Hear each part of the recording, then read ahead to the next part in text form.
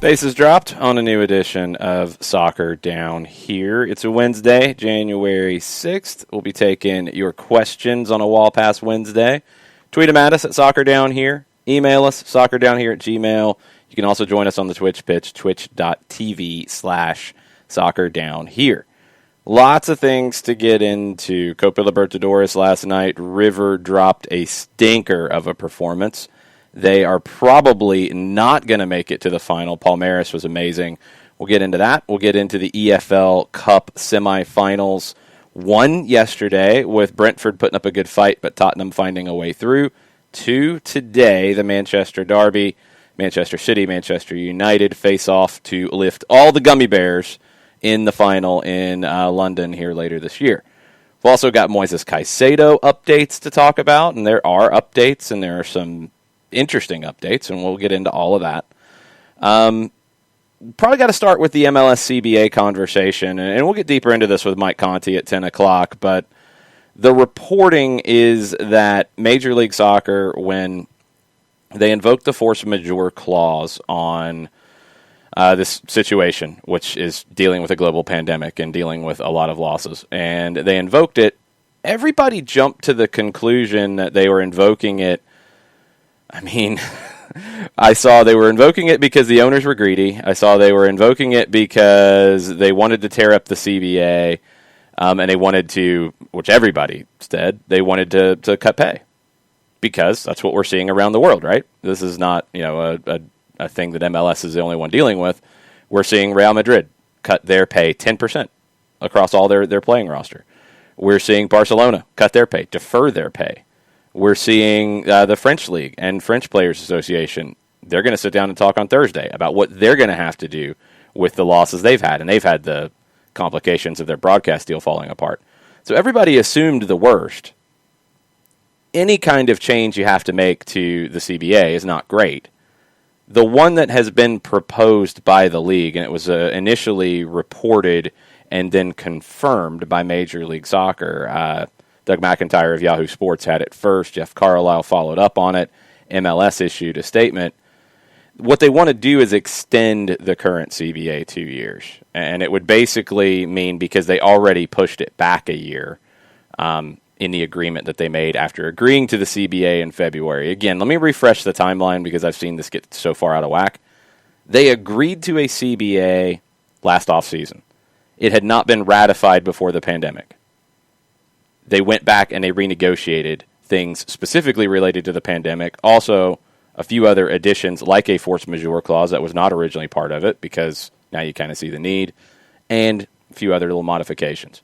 One thing that they did in that is they pushed back some of the things they had agreed to in February. They pushed it back a year. Now they're going to push it back another year.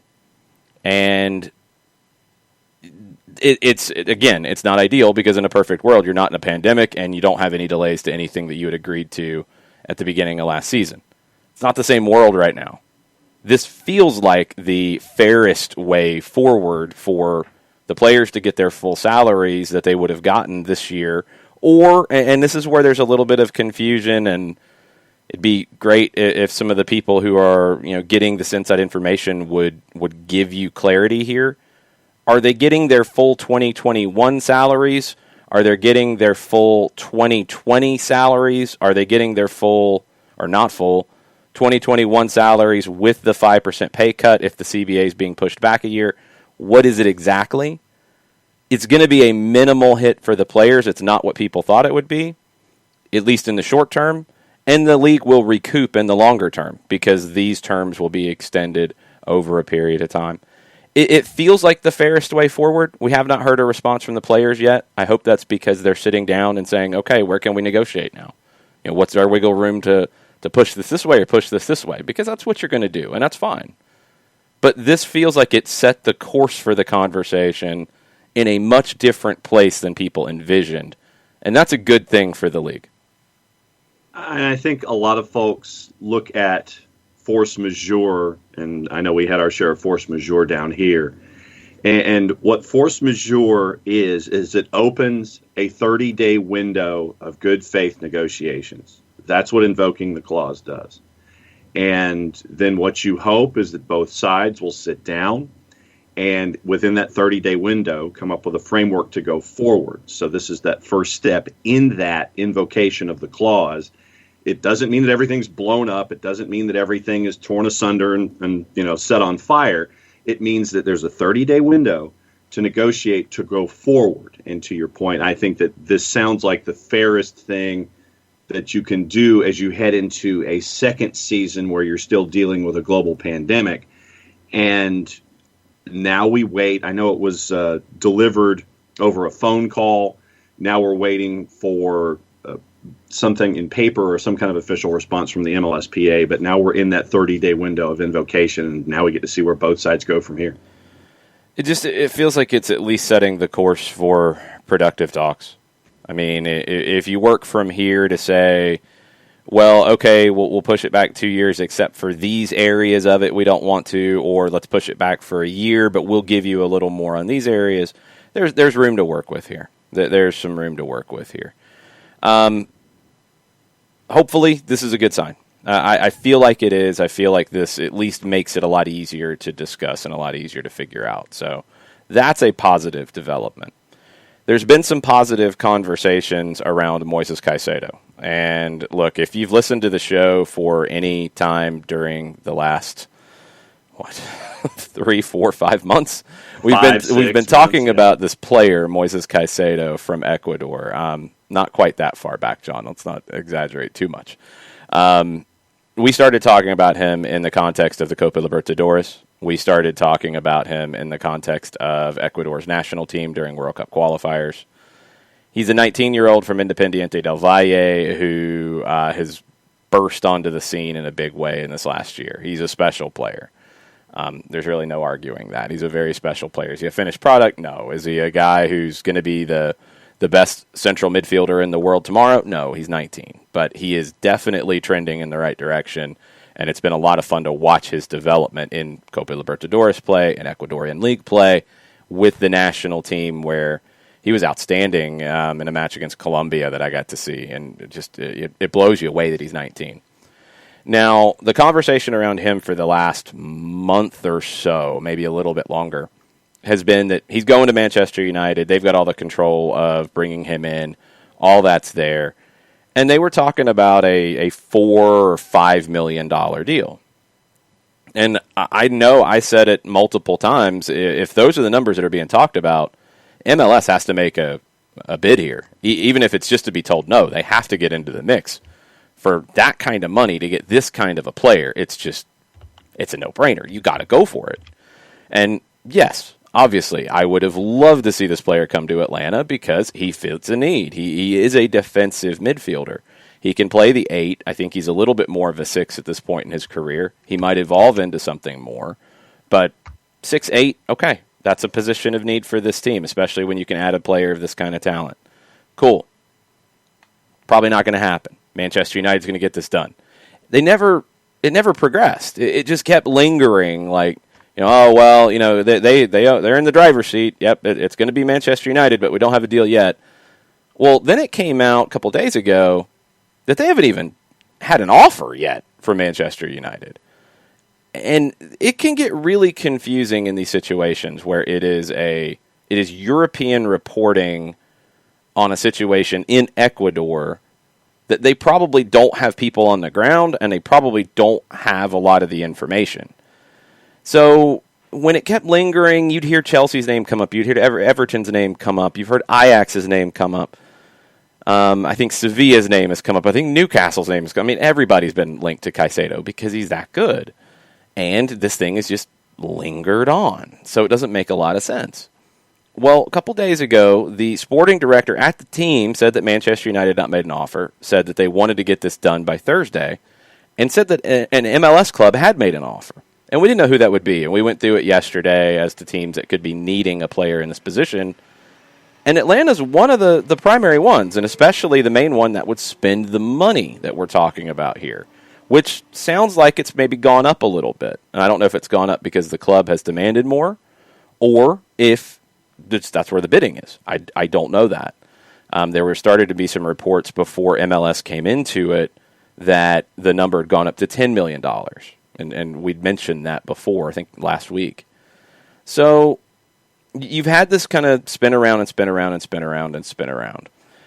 One other quote from the sporting director that I think is very important here, because there's a lot of people jumping to conclusions based off their own experiences or their own biases or prejudices or whatever. The sporting director at Independiente del Valle, in a media interview, said that the largest offer by far was from MLS. That's on record. That's been said. So, yes, MLS could get this done. Atlanta United, if they are the club, and Roger Gonzalez of CBS Sports, who is not always correct. Roger is not in like tier one of sources for me. He gets some things right. He gets some things right later with follow-up information. He gets some wrong.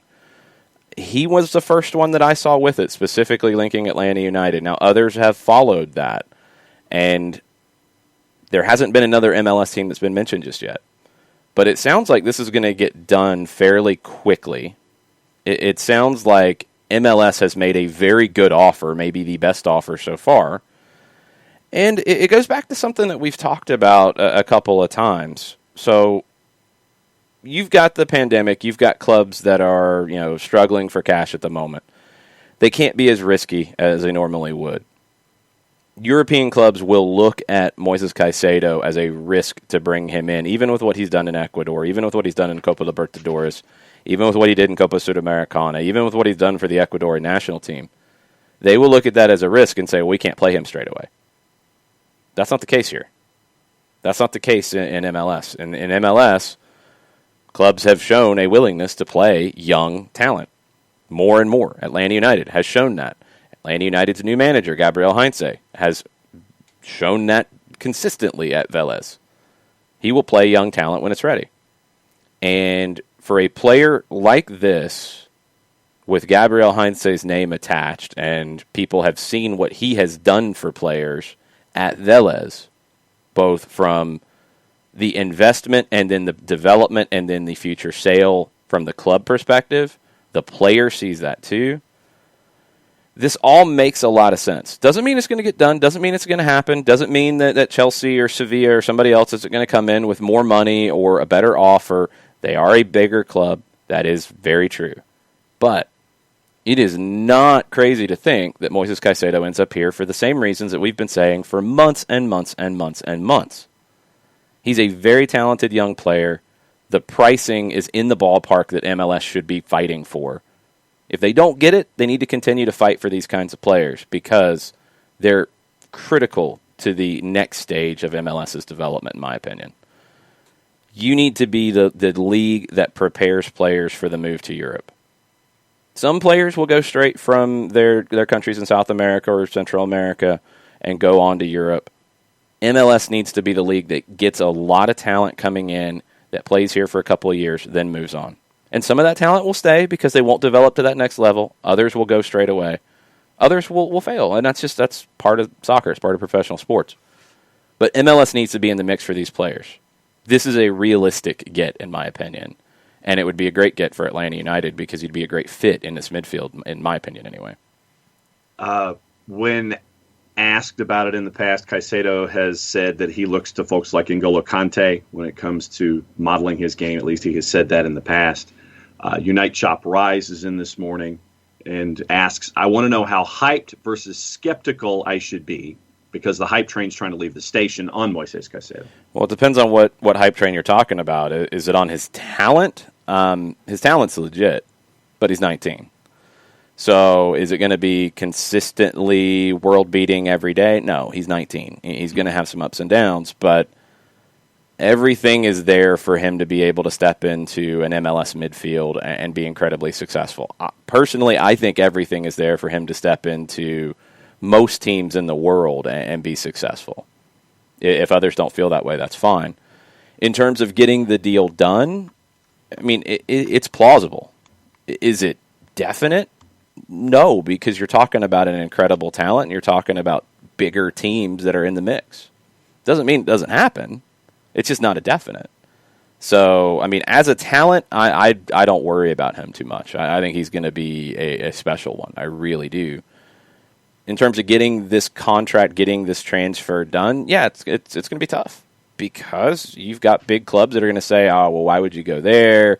We can bring you in and then loan you out to this club or this club.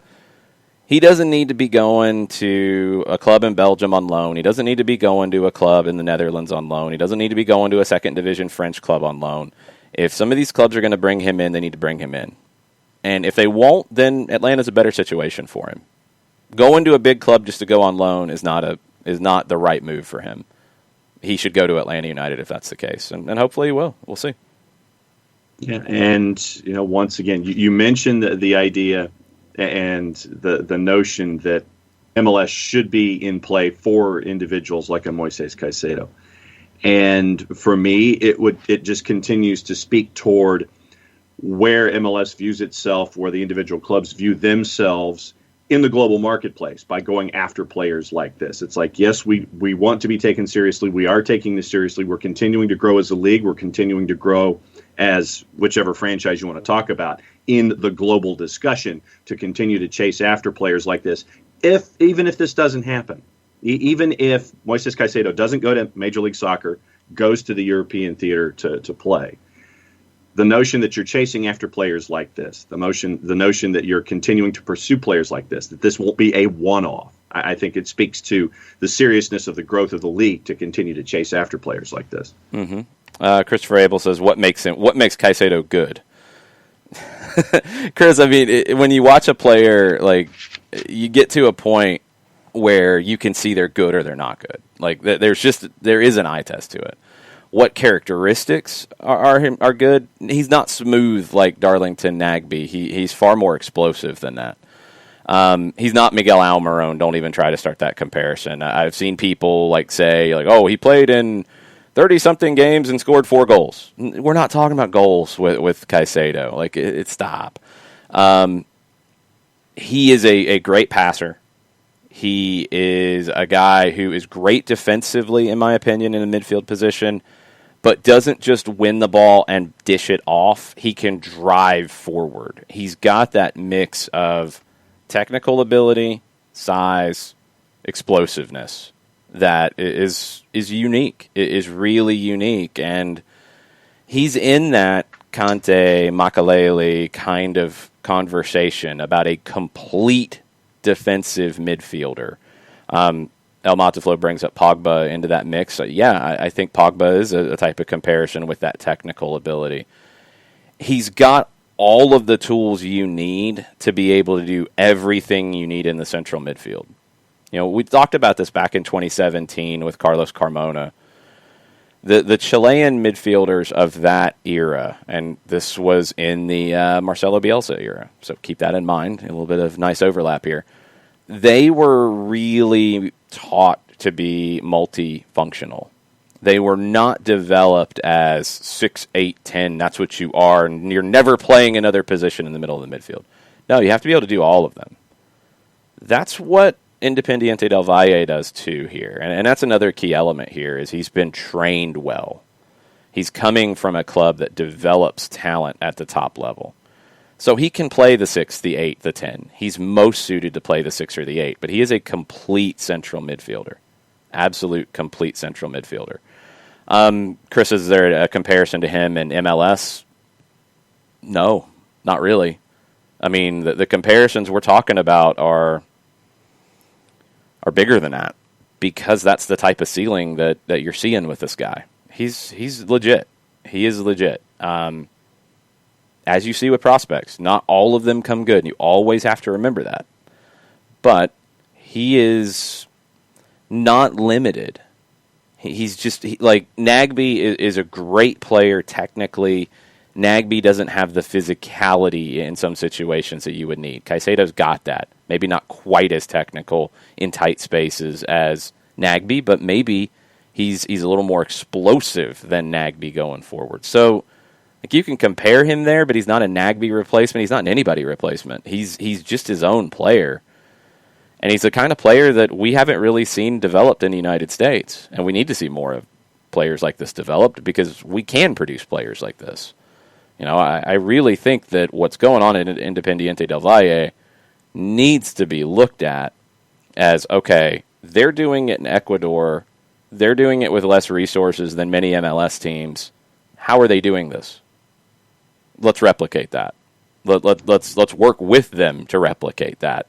Let's create this here because you can. Because you have players who come through with the kind of size of a Moises Caicedo, with the kind of athleticism of a Moises Caicedo. He's been developed as a soccer player differently than we develop many of our soccer players. We need guys like that, and we can produce guys like that. So he's special. Let's see. Thomas Jewin says, let's see the dream scenario. What's the preferred midfield and forward six if he's added? He would be the six, in my opinion. Right now, I think it's pretty easy. It's Dom on the right, it's Barco on the left, it's Joseph up top, and then your midfield three is Caicedo behind Moreno and probably Hindman. Could be Josatu, could be Remedi, could be Adams. But I think it's probably Hindman in that situation because Caicedo can control that space behind and let Hindman do what he does well, which is find those pockets of space in the half spaces between, if he's on the right side, between where Joseph and Jurgen Damm is, if he's on the left side of that midfield or when he floats to that side, in between where Barco and Joseph would be. I think Hindman on the right side of that midfield triangle could be a really good fit because we know Barco is going to come inside more. We know Bello's going to overlap from the left back. We know Moreno can float out wide to the left. I like that combination. Let them sort themselves out. On the right side, we know Dom's going to stay wider for the most part. Hindman can pick it up in those little spots there in between that I think he was doing really well early in the season in the 3-4-3. I think he can fit that spot really well. I like that idea. And the other element that sticks with me is the pull of a Gabriel Heinze as a manager here for the interest of players coming from Central and South America, the idea to work with a Gabriel Heinze in MLS to go to the European theater for that next step. That's another factor for me in all of this. Where it ranks, obviously, is up to the individual. But I think that the pull of working with a Gabriel Heinze to take that next step is a part of this too. It's different because I know people have said it's like Tata, or can he be like Tata, or whatever. It's different. Tata Martino was an established guy who had managed in a World Cup, had managed Barcelona, had managed Argentina, and he was different with Miguel Almiron because, and this is where I think people sometimes get this story wrong. Tata Martino was a big deal to Miguel Almiron because of what Tata Martino did in Paraguay, specifically. It wasn't like he called up a Peruvian and said, hey, I'm Tata Martino, this is what I want to do. The Peruvian would not have had the same reaction. Miguel Almiron had the reaction because Tata Martino had won league titles in Paraguay and had taken Paraguay to the World Cup and had impressed everybody with that run. So he had a different personal appeal to Miguel Almiron.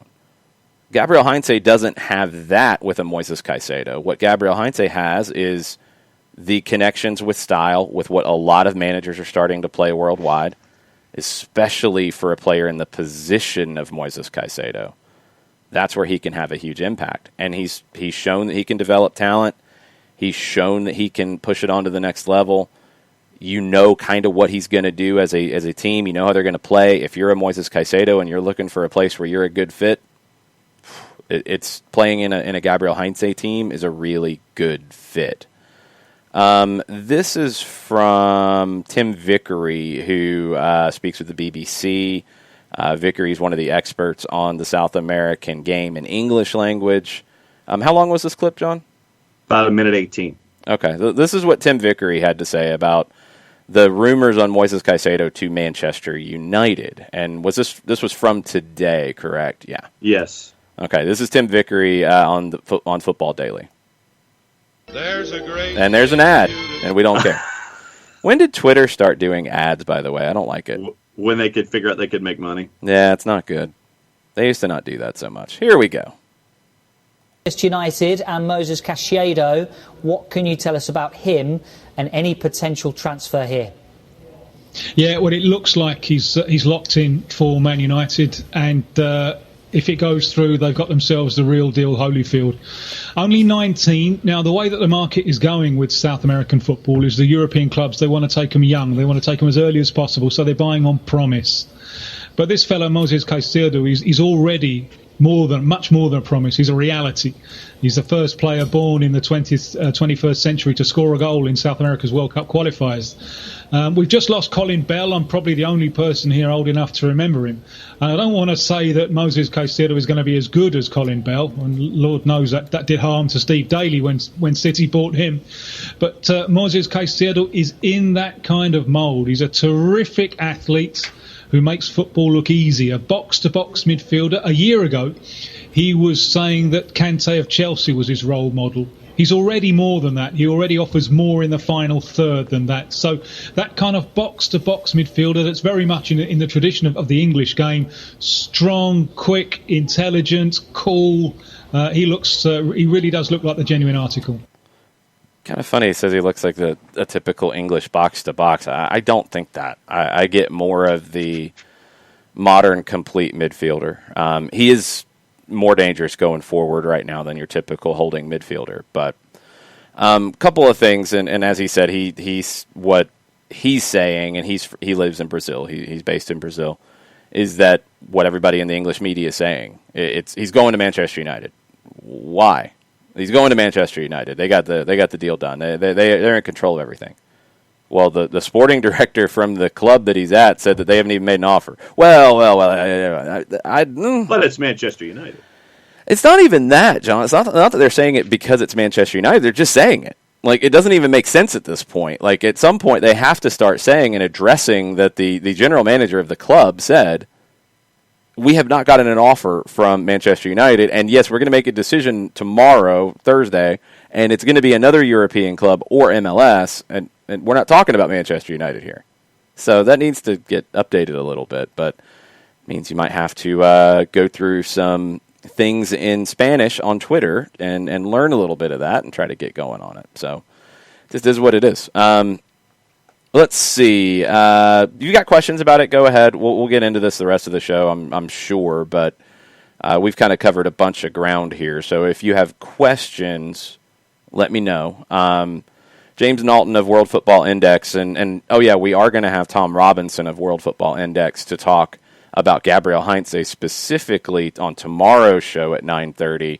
We will pick his brain on Moises Caicedo a little bit too, especially if there's developments, but James Knowlton, who runs World Football Index, talked about on Twitter that it sounds like Atlanta United would buy down Marcelino Moreno's contract and open up a designated player spot, and that's where Caicedo would fit. Now, the U22 situation, I know there have been additions to the league website. There's not been an official announcement from the league about how that would look. It'd be nice if we could get that. The reporting on the force majeure situation was that there would not be any changes to the U22 addition to the roster rules for 2021. That was from the Athletics update with Paul Tenorio and Sam Stejskal last night. So would he fit into that? Would he fit into a designated player spot? I don't know. And Knowlton is reporting that he could fit into a designated player spot if he needed to, and this has been consistent with Moreno. We talked about it, I think, almost from day one, that because of the numbers that had been reported, you might be able to make it swing where you buy him down if you need to. You don't buy him down initially to open up a spot because you don't spend the money if you don't have to. You buy him down when you have somebody to go into that spot, and that's what could be the case. Modiflow points out, and it is an important element, and it is maybe why some of the stick to Manchester United is going on. Caicedo said he would love to play at Manchester United. His hero is Antonio Valencia, longtime Manchester United player, legend in Ecuador. He'd love to play at Manchester United. He's also said here recently that he doesn't want to go there and not play. He's kind of insinuated that. He doesn't want to go and just be there and have the shirt. And he said something about going to another club, and he said Europe, to be a better version of himself, something like that. And Modiflow, if I'm misconstruing that, please let me know. That could happen here in Atlanta as well. And again, with a guy like Heinze, he can fit that central pivot. Now, we've seen Gabriel Heinze, and I think a lot of people will try to make his formation rigid. It's not. A lot of people will try to make his standard shape rigid. It's not. He leans to a 4-3-3 that plays with 4 in the back, 1 holding midfielder behind 2 more attacking midfielders, the triangle with 1 behind 2 wingers and a forward. Caicedo can play any of the central midfield roles. I think he's best suited in that system to play as the defensive midfielder, the 6. He can drop between the center backs as needed. He can, depending on how you're building up play, he can stay in front of the 2 center backs as needed. He can drift to a side if needed. He can push forward as needed. And what's good with him and a player like Marcelino Moreno, who we haven't seen a ton of, but he's a very savvy, smart player in my opinion. Moreno, when Caicedo gets that head of steam going and he can push forward, Moreno will drop and give him the space. Moreno will cover and make sure the position is covered. That's such a huge element of what you'll see in Atlanta this upcoming season. It's not about staying rigid to positions, but it is about rotating when players go into other positions. You don't want 5 players in one section of the field. If Caicedo bombs forward, if he's that guy, somebody has to drop and cover. If another player pushes, if one of your center backs pushes forward, somebody's got to drop and cover. It's rotation. It's covering. Those are the keys, because the positional play is the number one element here. The thing you love about a player like a Moises Caicedo in that system is he can fulfill so many different roles. Is he a winger? No. Can he function in a wing role if that's where the game takes him? Yeah. Yeah, he can. Can he function as a center back if that's where the game takes him? Yes.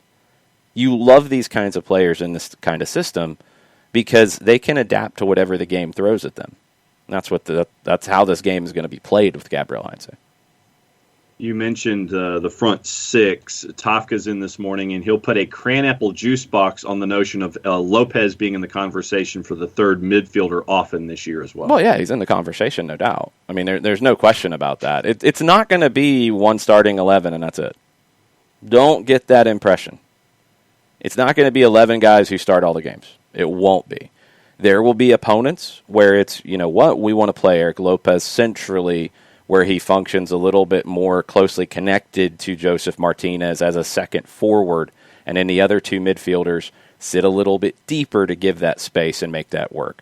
There'll be some games where it's, we want to have Eric Lopez out wide.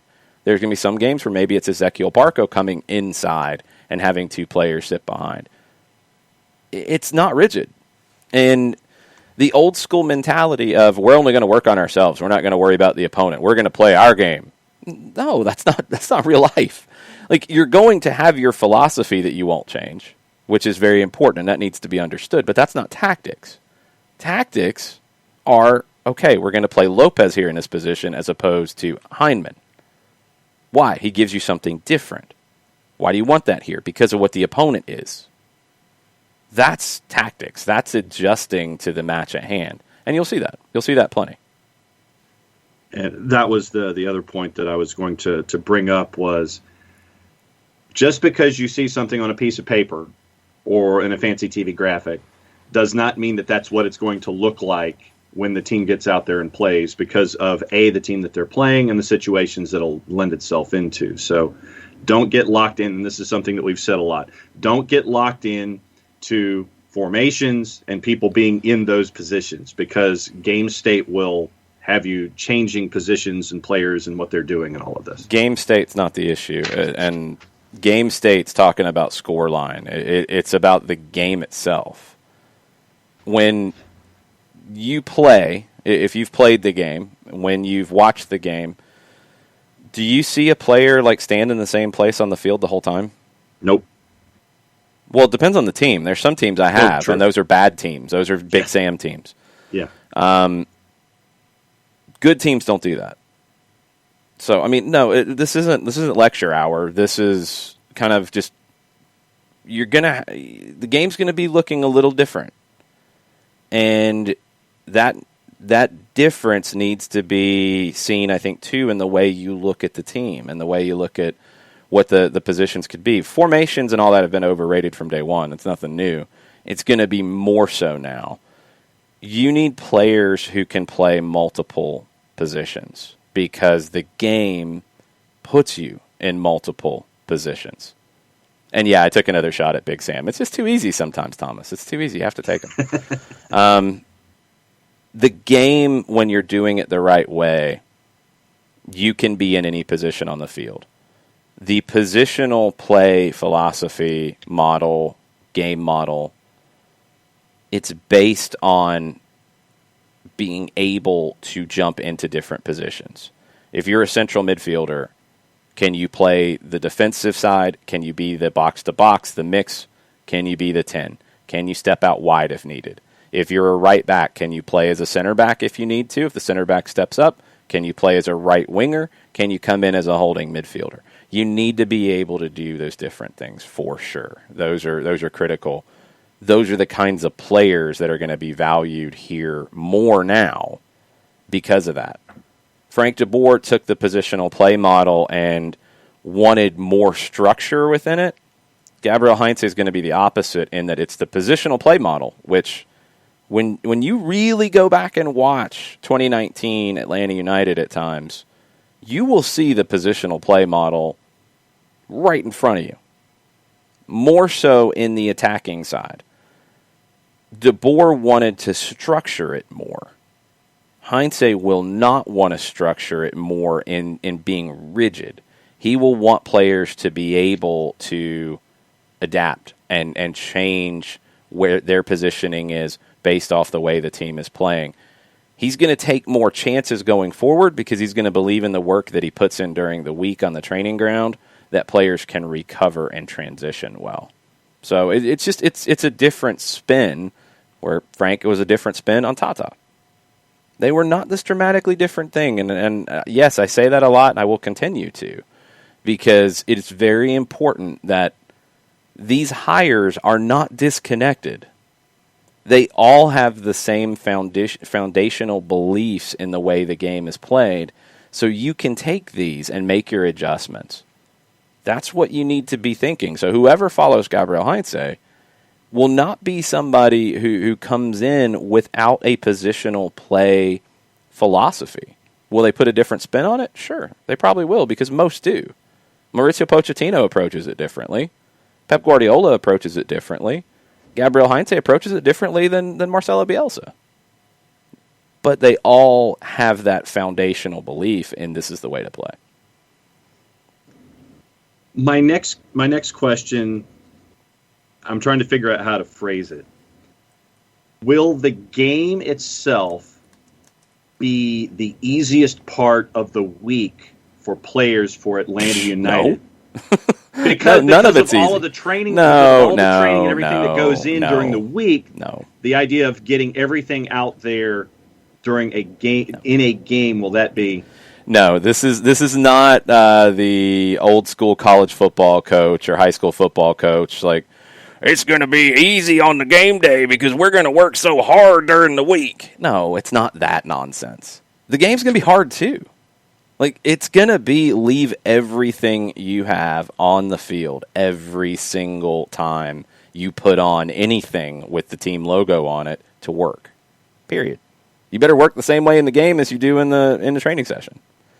The training session's not about, like, running yourself into the ground all the time either. I think that's something that gets a little misconstrued about Bielsa's training sessions. There's a lot of theory. There's a lot of repetition of movement. There's a lot of very specific things that you work on, whether it's how much space to leave the player you're covering that you can then close down and step in and intercept a pass. Repetition on working through that. There's repetition on the transitions, the recoveries. There's repetition on these things. It's not just about like working and the game's going to feel easy. No. You want the game to feel easy mentally because you want the team to be in the match and have the impression that, yeah, we worked on this. Yeah, we're prepared for this. We didn't know this would happen in the game, But our manager knew it would happen in the game, and that's why we worked on it on Thursday. That's what you want. Because the word that I was writing down as you were talking about it's not just all of this, massive training, 130%, whatever. There's learning that was involved during the week as well. And you mentioned theory and repetition, and that was the word that I was writing down. There's also a lot of learning during the week. Yeah. That you're getting prepared for each individual opponent for. Yeah. And not in the way that you think. It's not going to be, this is what Chicago does, this is how they play. Hey, you, number 10, you're going to do this. Hey, number 8, you're going to... No, it's going to be, okay, this is the training staff over here, this is the coaching staff. They're going to watch Chicago. They're going to say, we can attack them on their right side. All right, how can we work through that on this week? Let's work with our left back making the decision on when to overlap or underlap the left winger. Let's work on this movement. Okay, when the left winger comes inside, then that means the left central attacking midfielder slides out and takes that space. You're going to do that repeatedly. You're going to keep doing that to work on it. You're not going to sit there and have like a ton of like theoretical discussions on the field. That's what players who play with managers who work in this way always say, is that we didn't always know what we were doing on the field in training. We didn't know what it would lead to. And then when it happened in the game, we realized that we were being prepared for every single possibility. There was no surprises on the match day. That's what it is. Yes, there's learning because that's what's going on here. And go back to what Frank de Boer said a lot of times. He wanted his players to be able to understand these things on their own. He didn't want to have to yell it from the bench. Now, something broke down because they didn't always, or they were being held back from doing certain things, or what. They didn't press as much when they lost the ball. They tried to drop more. Did they want to press more? It sounds like maybe they did. They weren't being held back from going forward in general, but they were wanted to go forward in a certain way, which is going to be very consistent with what you'll see here, because those passes early on in the build-up help set your team. They give you structure. It's a lot, and it's a different way of thinking about the game. It is not throw some cones out, throw some pennies out, and let's go scrimmage. That's not working. That's training. That's just training and staying sharp. This is going to be consistent work on the training pitch, and players are going to have to think. Players are going to have to be intense, and players are going to have to perform, because if they don't, somebody else will. And if it's one of the younger guys, then so be it. Well, yeah, it's whoever is embracing the principles that are being out there. It's whoever's performing the best. Yeah, it's whoever's performing the best. You're not going to set yourself up to fail. Yeah, and if, like I said, if it's one of the 18, 19-year-olds, then so be it. If it's a veteran, so be it. But it's what you're doing on the days that you're out there practicing and learning that's going to give you the opportunity to be out there on a game day. Yes, that's definite. What do we have on Twitter? Chris Hutchison, in discussing this morning, he was talking about the title of today instead of a Wall Pass Wednesday. He likes hashtag Embarrassment of Riches Wednesday. Let's see. You got to get a deal done first, and we will see what can happen here. It is feasible. It really, really is feasible. It's realistic.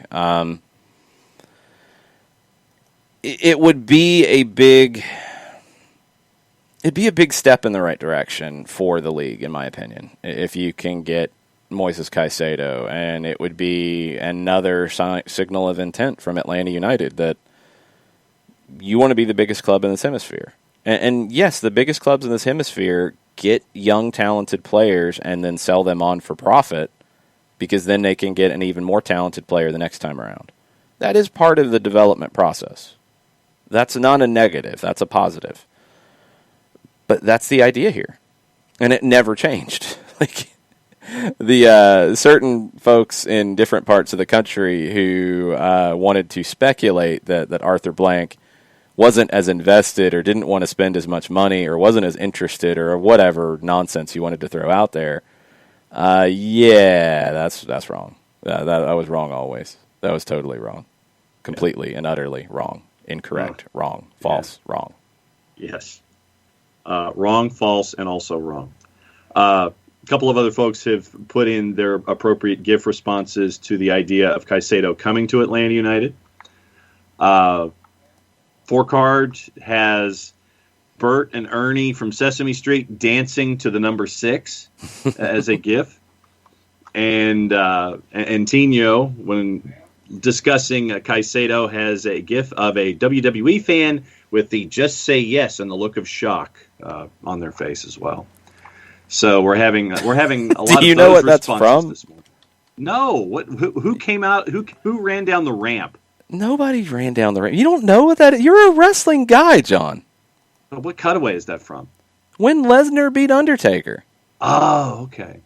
The shirt was just separate, but that's the guy. Yes. Okay. So I didn't know which incident that was from. Ay, Dios mío. Wrestling guy over here doesn't get it. No, wrestling guy doesn't. Very disappointed. And in response to Chris Hutchison's hashtag this morning, he responds. He goes, "Quit harshing. My embarrassment of rich is high, Longshoe." You got to be realistic. It is very possible. It is not a definite. Others will jump into this. It is silly season. Manchester United could still make the move. Everton is reportedly in this now. Chelsea could make the move. There are plenty of things that could happen here, but Atlanta is in the mix, and they have been mentioned locally in Ecuador or MLS has been mentioned locally in Ecuador as being in the mix. Atlanta has not been mentioned first locally. It's been referenced from Roger Gonzalez's point, but that's where things stand. And look, Santiago Muñoz, the sporting director at Independiente del Valle, said he wants to get the deal done tomorrow. So, Gustavo asked the question, and this needs to be understood. Is Caicedo a speculation, or do we have serious evidence to get him? It's somewhere in between. And Roger Gonzalez of CBS Sports drops these kinds of things all the time. He's not always correct. He's not Cesar Luis Merlo. He's not Paul Tenorio or Sam Stejskal when it comes to MLS updates, because usually they do it when it's done. He's not Merlo, who does it when it's starting. He's not Fabrizio Romano, but he has been right on occasion. So he linked Atlanta United to it. Our speculation yesterday, just going through MLS rosters and who would be interested after it was said by the sporting director that MLS was involved. So we know that much is true. Atlanta's really the main one that makes sense. So then, yeah, you can connect the dots, but there's no direct, like the sporting director at Independiente del Valle has not mentioned Atlanta United. Atlanta United is never going to say anything about these things. No local reporters have gotten any news out of anybody connected to Atlanta United. That's where it stands. So, Monteflo says, I've just been hoping for this for 9 months. Right there with you for a lot of it. Once we started talking about it, I was like, no, MLS needs to get in the mix of it. And Monteflo was like, nah, he's not going to go to MLS. I'm like, MLS at least needs to make an offer. Like, at least get told no. And now, at least it seems like that part has happened. And it would be a good fit for him. It really would. When you look at what could happen with him and Gabriel Heinze and playing in the system, he would be a really good fit. Now, there's all kinds of different people talking about this, and you really need to look at who is talking and what their basis of information is and what they might know. Now, this one is from last night at 10 o'clock, and I have not seen anybody talk about it in English yet. Herman Gallardo R is his Twitter name. Gallardo Herman is his @ Now, he said, and this is translated, and Monteflo, let me know if you know who this is. He is, let's see, he does radio for a couple of different outlets. He is with El Canal de Fútbol. He tweeted out that a very important offer has come to IDV from MLS Heinze's Atlanta United. They are analyzing the proposal. The player is not so agreed to go to that league, but they believe that the Argentine technical director can convince him, or DT, which is coach. That's the first Ecuadorian report that I have seen that is not just recited what Roger Gonzalez said or what anybody else has said after what Roger Gonzalez said. That's all we know so far. So we will keep you posted on all of it. Gustavo has no help for us because it's not in Argentine, so it's all on El Mataflow in the SDH land. There you go. Yeah. To catch us up on Twitter, shout out to everybody who answered the bat signal yesterday to help out the Oconee Enterprise. That was very, very cool. And thanks to everybody who answered yesterday. And I know that it's still circulating. And I don't know the timetable for the publishing of the article, but this was what the particular writer was chasing for. And thanks to everybody who answered. It's very, very cool. Excellent. What else is going on in the world of soccer in John Nelson's mind with about 5 minutes before we get Mike Conti on the line? Okay, well, you know how we talk about, and this is soccer over there-ish,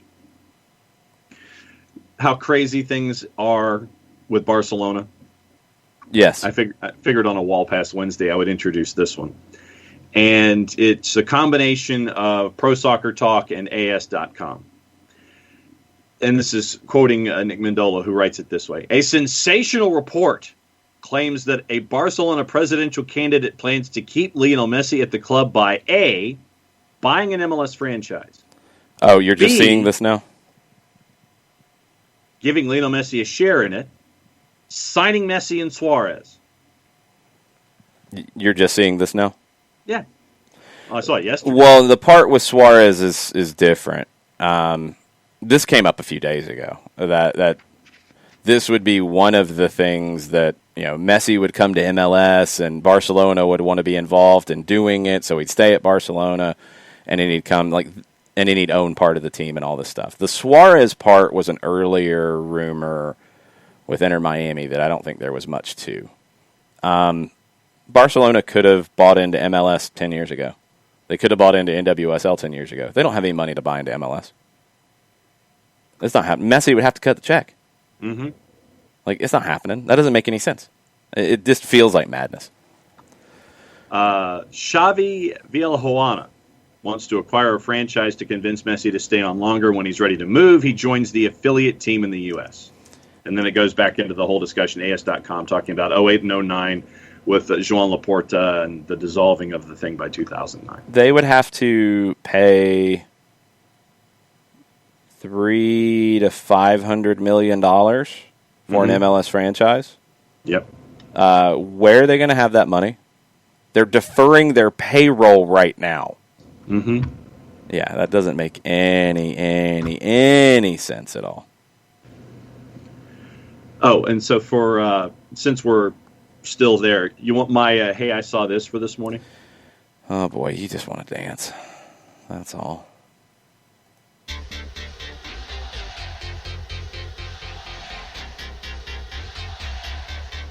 Mm-hmm.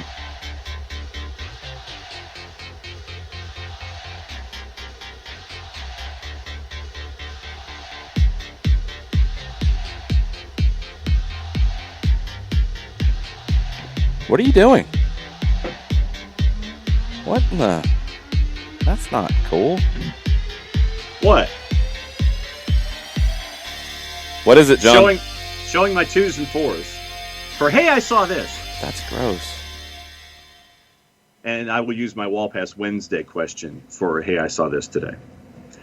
As I was working here in Office HD and keeping an eye on everything soccer and all the editing and everything, Mm-hmm. I binge watched season 3 of Cobra Kai, the series.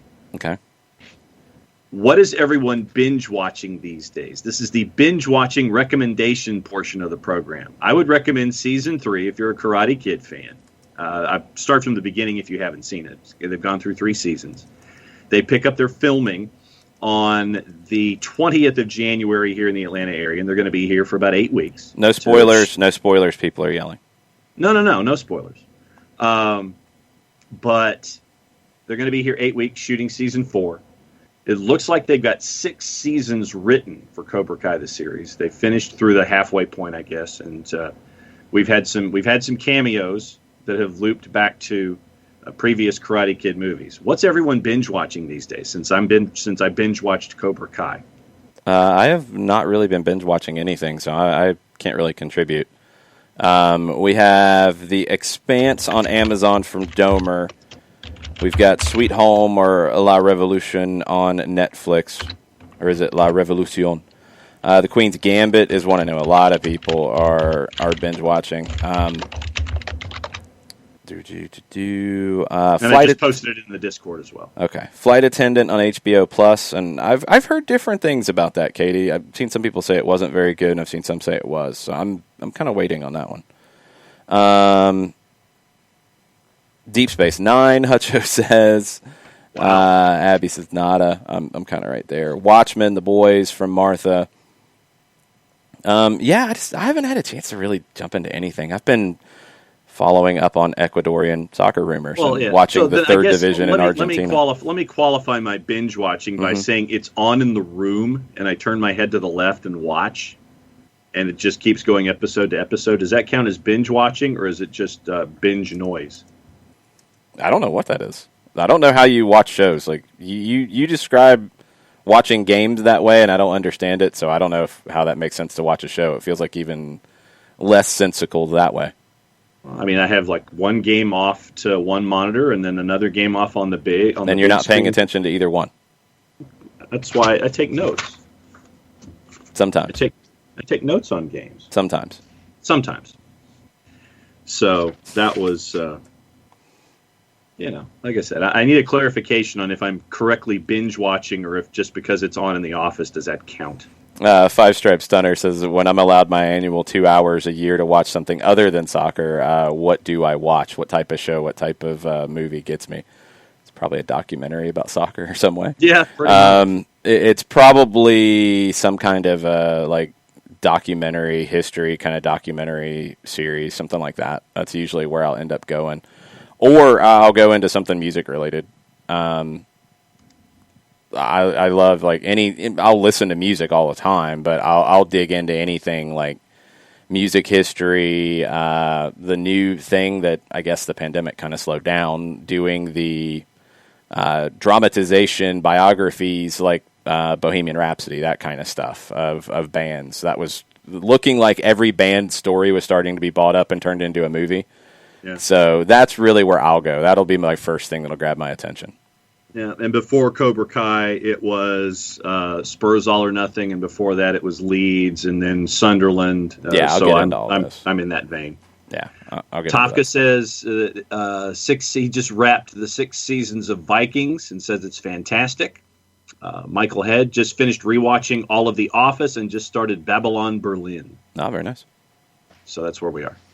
All right. Well, keep chiming in on that, especially if you're on the Discord, if you're one of our subscribers on Twitch, if you're one of our subscribers on Patreon. If you have not gotten your Discord invite, please give me a heads up. Let me know so we can get that taken care of. John has posted that there, and we can jump into that a little bit later. We'll jump into it before we finish. We can ask Mike Conti about his in just a minute. But first, you've got to thank Steve Apolinski. Apolinski & Associates, LLC, proud supporters of everything soccer down here in the SDH network for wrongful death and serious injury matters. One place that you need to go, and it's Apolinski & Associates, LLC. A couple different ways that you can do it. You can get a free consultation by picking up the phone, giving them a call, 404-377-9191. You can shoot Steve an email directly, steve@aa-legal.com, or you can go on the World Wide Web, type in aa-legal.com in the bar at the top, large device or small. Hit enter, hit return, hit the arrow key, whatever advances you to the home page. Low right-hand corner of aa-legal.com, there's a pop-up window.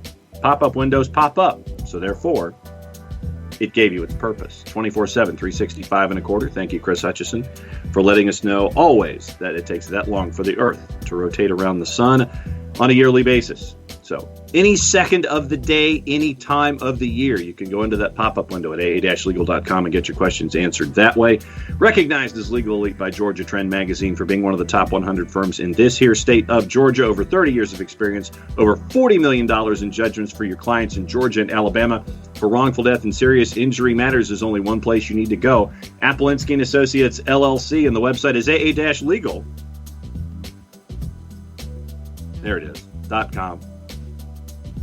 You always break character at the end. Well, it says I'm waiting for that bass line. How long have you done TV? 72 years. Yeah, like I was on the old DeMont network. I guess. Why you do that? Why you do that? Because I'm trying to listen and I'm trying to hear for the bass line, and I can't hear it over my talking, and so it's like trying to gauge where I am. It's a little difficult. See, like when you do even something like that, the music drowns out. I didn't do anything. But when the music plays, if you were to do something like that, just go, the music will dip. Welcome to producing shows remotely down here. No kidding. Yeah. Let's see if our virtual producer Mateo can get the job done. Yeah. And get Mike on the line. And we will talk about your scores. You got an 8 from Abby. Domer says I'm sabotaging you. I didn't do anything. I did nothing. How are you sabotaging? You just said I was. You were the one complaining about it. No, I'm not saying you're sabotaging. I'm just saying that this is what happens when I'm reading a promo. Any external noise drops the level of the music bed, and the audio of the individual goes first. Mike, John was getting good scores, and then he started trying to come up with different things, and the scores are dropping. That's my fault, John. I'm sorry. I have a question for you, Jason. Yes. I'm working at home today because I have a Hawks game tonight. Can I get on the Twitch pitch if I turn my camera on, or is that going to screw things up for you? No, you can do that. All right, camera on. Turn your camera on, and I will add you to the Twitch pitch in just a second. John's clapping like everybody can see you, but they can't yet because John doesn't understand how these things work. Well, I'm throwing you a mid-show curveball. I mean, I'm more than happy to turn my camera off. No. Mateo can get this done. You guys talk amongst yourselves. This is a rare Wednesday, Friday situation where I'm at home, so maybe I would try the Twitch pitch today. Yeah. John, ask about your binge watching. All right. So my Wall Pass Wednesday question. Uh-huh. I just finished binge watching season 3 of Cobra Kai. Okay. And I have been told by everybody in the Twitch pitch and on Twitter not to give any spoilers. Okay. So I'm not doing that. But my question to the floor was, okay, so I just binged watched or had on in the office repeatedly as I was working Cobra Kai season 3. What are you binge watching these days? The Atlanta Hawks. Unfortunately, True. I don't really have time to binge watch anything else once NBA season starts, just because they're playing every other night. So it gets hard to get into a rhythm. I will tell you what I was binge watching was Succession, which there's not really a whole lot to binge on. It's really only 2 seasons. I think it's a total of 16 episodes. Shameless is one that we've probably gone through that one twice now. Boardwalk Empire was a fun one to binge watch just because we missed it when it was new. What else have we binge watched? Ray Donovan. I think we've done that. The Jack Ryan series on Amazon Prime. Again, another instance where there's not really a ton of episodes, so you could binge watch it for like a weekend, and then you're probably going to be done. But that one's really enjoyable. My wife really likes The Marvelous Miss Maisel, which is an Amazon series. She's been binge watching that. I've kind of dipped in and out. Schitt's Creek is one binge watch that I honestly it takes about a season and a half for the show to get to full song. Yeah.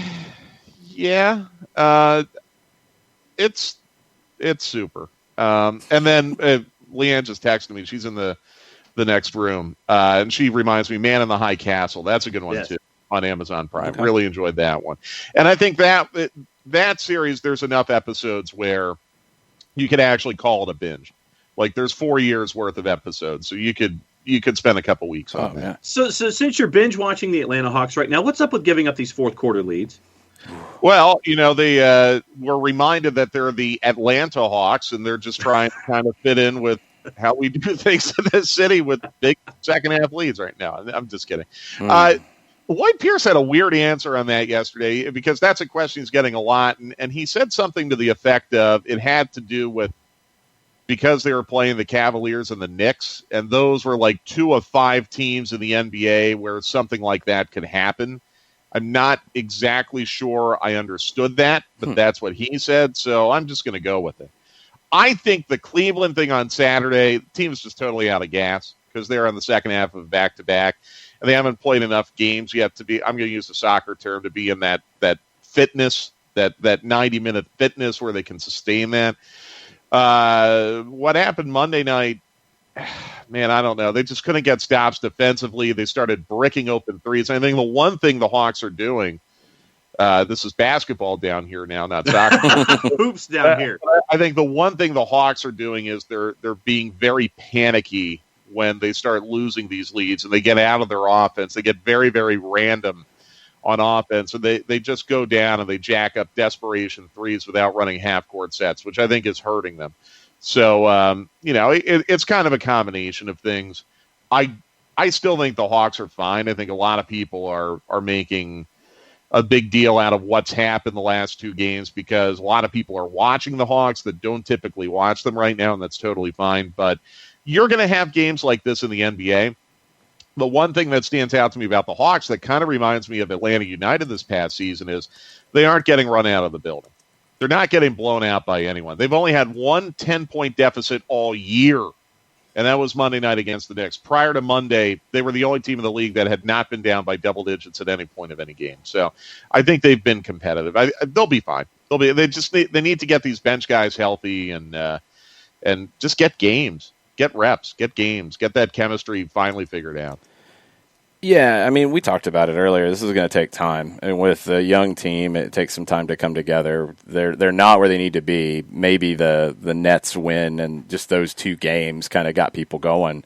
Yeah. We're going to see that with Atlanta United this season, too. I mean, that's going to happen with a young team that is still finding itself with a new manager in Atlanta United's case, with some tweaks in the way that the team plays. You're going to see ups and downs early on. I think there's no way around that. Yeah, and, the team is not in its final form yet either. And I know you guys have been talking a lot about Caicedo today, and we can get into that. But kind of like the Hawks and kind of like 2020 Atlanta United after the injury to Joseph Martinez and the midseason sale of Pity Martinez, the group changed, and you had to figure out a way to adapt to that with a lack of training time because of match compression. And I think you'll have more training time this year, especially in the preseason, if camp opens on January 25th, like it sounds like it will. But I was talking to someone about Caicedo last night. They brought up a really good point, and maybe you guys can speak to this. With Brexit going on right now, how difficult is it to get a visa to get out of Great Britain and into the United States? I have heard that the visa process in the UK is not efficient at the moment as all this Brexit stuff goes on. So let's say for a moment that rumor is true and that Heinze is going to convince Caicedo to come over.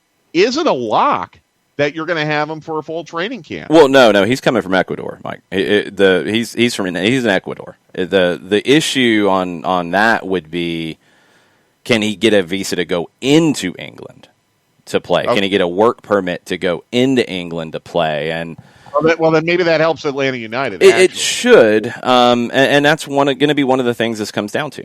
It absolutely will, and there's a lot of people. Had a different reporter from Ecuador. He's got like 1,000 followers tweet out that Caicedo's turned down Miami and turned down Atlanta. He wants to go to Manchester United, but the work permit's an issue. I don't know if this is a trusted source or not. Atlanta and Miami are two teams that most people know, especially when you're talking about South American talent right now. So if you're looking to throw something out there, those are two that you're going to link to.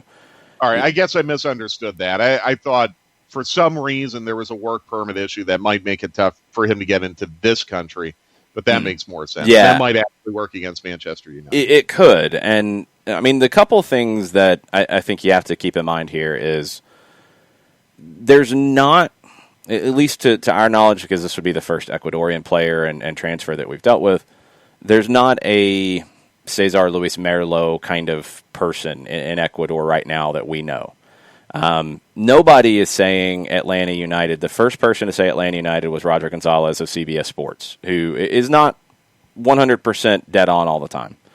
So that's then been bounced around, and now it's just in the mix with, Atlanta, Everton, Sevilla, Newcastle, Manchester United, Chelsea, Ajax. You can go on and on. There's a whole bunch of teams that are just getting thrown around. He is a player who is an incredible young talent. If MLS got him, it would be a huge deal to get him. He's also a player who I don't know if he steps right into Manchester United's lineup, even if that's where he wants to go, and he might not want to go and get loaned out. He might not want to go and sit the bench. He might not want to go and play for their U23s in a league that nobody cares about. It might be better for him to come here. I think it would be, but you've got to sell him on that, and that's the thing. Caicedo wants to go to Manchester United. He has said that. He has made that clear. His idol played for Manchester United, Antonio Valencia. That's where he wants to get to. But he's also said that he's not settled in going there just to go there. He doesn't want to go and get the T-shirt. If he goes, he wants to play and be a key figure. So you're going to get so many rumors, and I know people are jumping on every single thing that anybody is saying right now. I'm seeing like 5 different things pop up in the Twitch pitch. Everybody's going to have a take on it. The club has said they want to get a deal done by tomorrow. They want to finalize it tomorrow. Hopefully they will. There's still more time in the window. Maybe at least they'll settle on which offer they're going to take tomorrow, and we move forward. This isn't a club that has done what Independiente in Argentina did to Atlanta with Barco.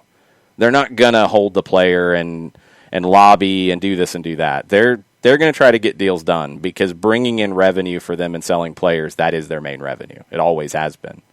That's what they do, and they try to do right by their players. So maybe we'll get more tomorrow, but there's so much unknown on it that people will jump on. The one thing we do know is he's an incredible talent, and he would come here and he would be a great addition to this team if Atlanta United's able to get him. Yeah, and Atlanta United would now have an Ecuadorian DeLorean. Yeah, he would. I don't know what he's not just fast, so we'd have to come up with something different because, he's more like a truck than a DeLorean to me. Does something rhyme with Kyoto? No. We're going to have to work on that. Yeah. Kyoto is a hard word to write. I'm excited. And maybe it doesn't happen, but I like the fact that we're talking about Atlanta United being in the mix with all those big clubs you mentioned. Yep. That proves what we've known all along, but yet disproves a lazy narrative that's out there right now that I still laugh at that comment out of the Red Bulls broadcast a couple months ago that, Arthur Blank gave up on Atlanta United after they won the cup. Really? Because getting in the conversation with Moises Caicedo, I think, completely disproves that. Yeah. Now, I will say that the shock of all shocks for me is not that Ozil might be coming to MLS, but it's DC United. He's not. Don't even worry about it. Don't even waste your time.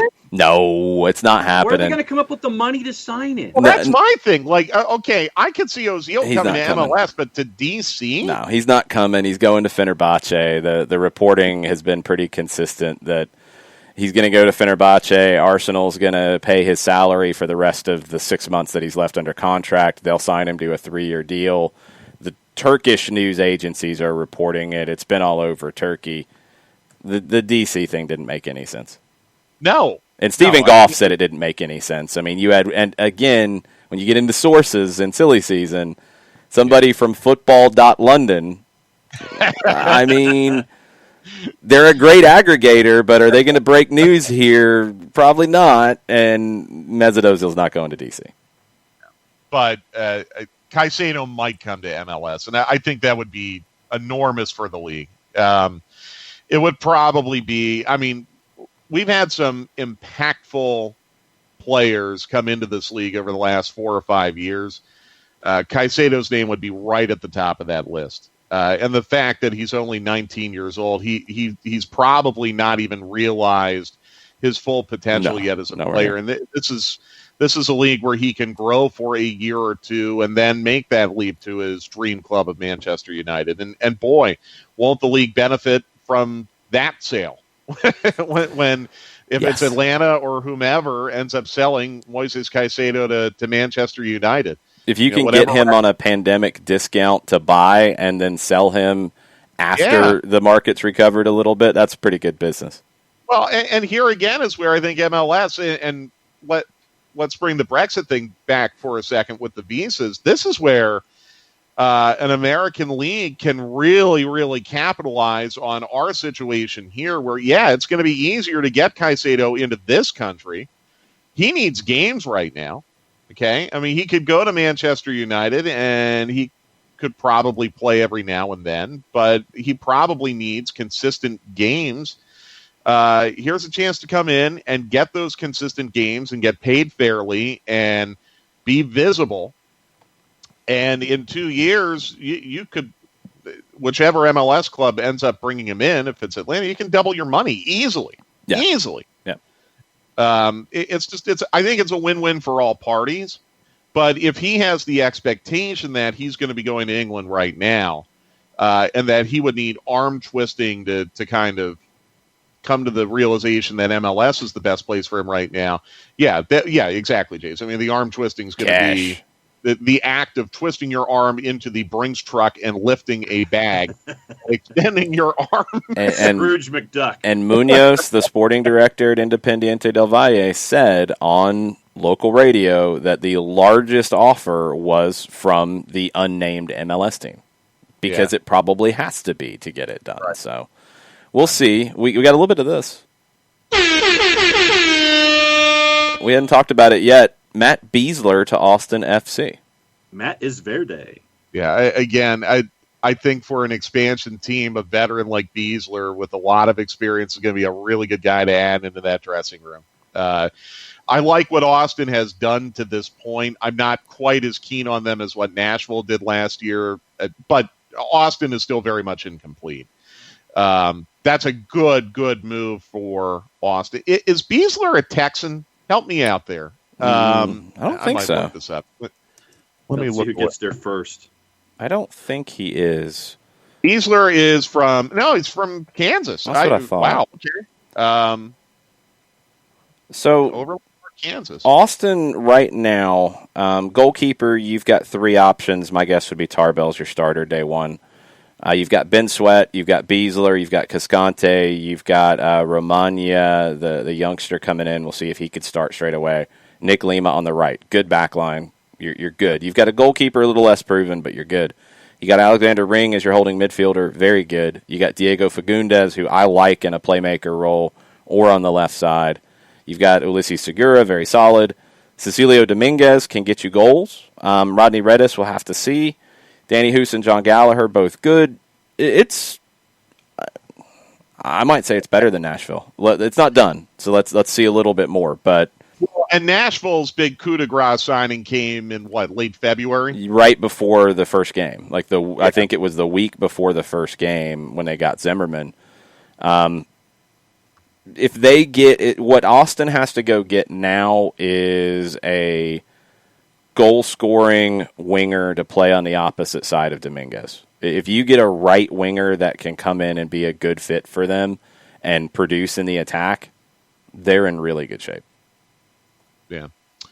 Yeah, we're going to have to see. I like what they've done so far. They've been smart. They haven't gone out. They haven't spent bad money. They haven't tried to be overly flashy. I think they've taken a really pragmatic approach, but one that's going to make them solid. I think, to use a simile to last year, they've taken more of the Nashville approach than the Miami approach to this. Yeah. Which is the responsible way to go about doing it. Coaching carousel, Greg Vanney officially announced in Los Angeles, and either Patrick Vieira is or Patrick Vieira isn't going to be the next coach in Toronto, depending on who you're talking. Help me out with that. He was offered yesterday, or they just talked to him? I'm not sure I really understood. Hold on, we've got another one. Felipe Cardenas of The Athletic tweeted about a minute ago that hearing Paul McDonough will return to Atlanta United. McDonough previously served as Atlanta United's VP of Soccer Operations and is expected to take on a similar role with the club. Makes sense. He was part of a good team. you bring him back into the same role that was successful before. It makes sense, right? Yep. It does. Like he hasn't. Maybe it's the situations he's been in, because we've talked about Miami on all of our shows this week. They had a lot of dysfunction, and could that have contributed to a poor roster, poor lots of things? Absolutely. Orlando at the very beginning, we know how that went at the very beginning. They had all kinds of stuff going on too. Here, he was part of a team. He wasn't the only one calling the shots, and it was a good team. So reunite the team, nothing wrong with that. Yep. No, it was very, very functional when he was here, and that's a good move for the club, and that's a good move for Paul. I really don't know what more to say than just it seems like a sensible move all around. It makes sense for everybody. Yeah. Okay, so speaking of Miami, I'm going to mention something that just came across from the newspaper overseas, whose name we don't mention. Which one? There's a few. The one that has to do with the bright star that rises. The three-letter one, yes. Yeah, the three-letter one. Yes. And this is the headline. Beck's appeal. David Beckham's Inter Miami approached former Man United teammate Phil Neville about becoming MLS side's manager. Okay. Well, I could see it. I could see it. They're going to have to pay him. But I could see it. How's he going to get along with that group? You got a lot of strong personalities in that group. Neville's a very Which strong door is person. England? All right. He's 43. He's played at the highest of levels. He has played with the biggest of clubs. He doesn't have a lot of experience on the men's side. I'm trying to think what he has. I think he's been an assistant, and that's about it. He did well with England. Now, he created some controversy at different points. He's very vocal. He will be a very interesting interview after games and before games. He ruffled some feathers in the women's soccer world because of being pretty blunt at times about just the way games went and being very outspoken. That won't be as big of a deal here. I thought he did a very good job with England. I think I'm probably in the minority on that because of his feather ruffling that he did. But they could definitely do worse. They could absolutely do worse than bringing him in. And if Beckham's going to be more involved, this is a former teammate of his. I'm assuming they're good friends. They're going to work better together. Diego Alonso, for whatever reason, he didn't even know if he was being fired or not after the last meeting that he had. That's a problem. And Alonso did not work with Miami very well. It just didn't go well. What's Neville's contract situation? Is he still under contract with the FA to coach the Lionesses, or is he done? He's done? He's due to leave in July, and Sky Sports has it, so you don't have to talk about other sites. Due to leave in July from that job. Serena Wiegman, who is the Dutch national team coach, is due to stay in her job until after the Olympics. I think they could work through all of those things if they needed to. I don't think that would be an impediment. Yeah. I could see it. Go ahead, John. No, it's preliminary discussions between MLS and Neville have taken place. So his coaching experience, he was at Valencia in 2015 from December 2nd, and looks like he lasted until March the 30th of 2016. So January, February, March, so four months basically in Valencia 2015, 2016 before he was England assistant manager and then took over for the Lionesses. Yeah. Yeah, I just wonder what Neville would be trying to get out of this. He wanted to get into the men's game. Like, I think when he went to the England women's job, and that was one of the things that upset people, was he wanted it to be a stepping stone to a men's job. And I guess he wasn't getting there, so he took this opportunity, and he made the most of it. That's the thing, is I think it did pay off. And if he parlays that into a job in Miami, it's not a it's not a bad fit. I don't think it is. I mean, ultimately, he wants to work in any big club he can work in. I don't think there's anything more than that. Yeah. He just wants to be a successful manager. Yeah. Yeah.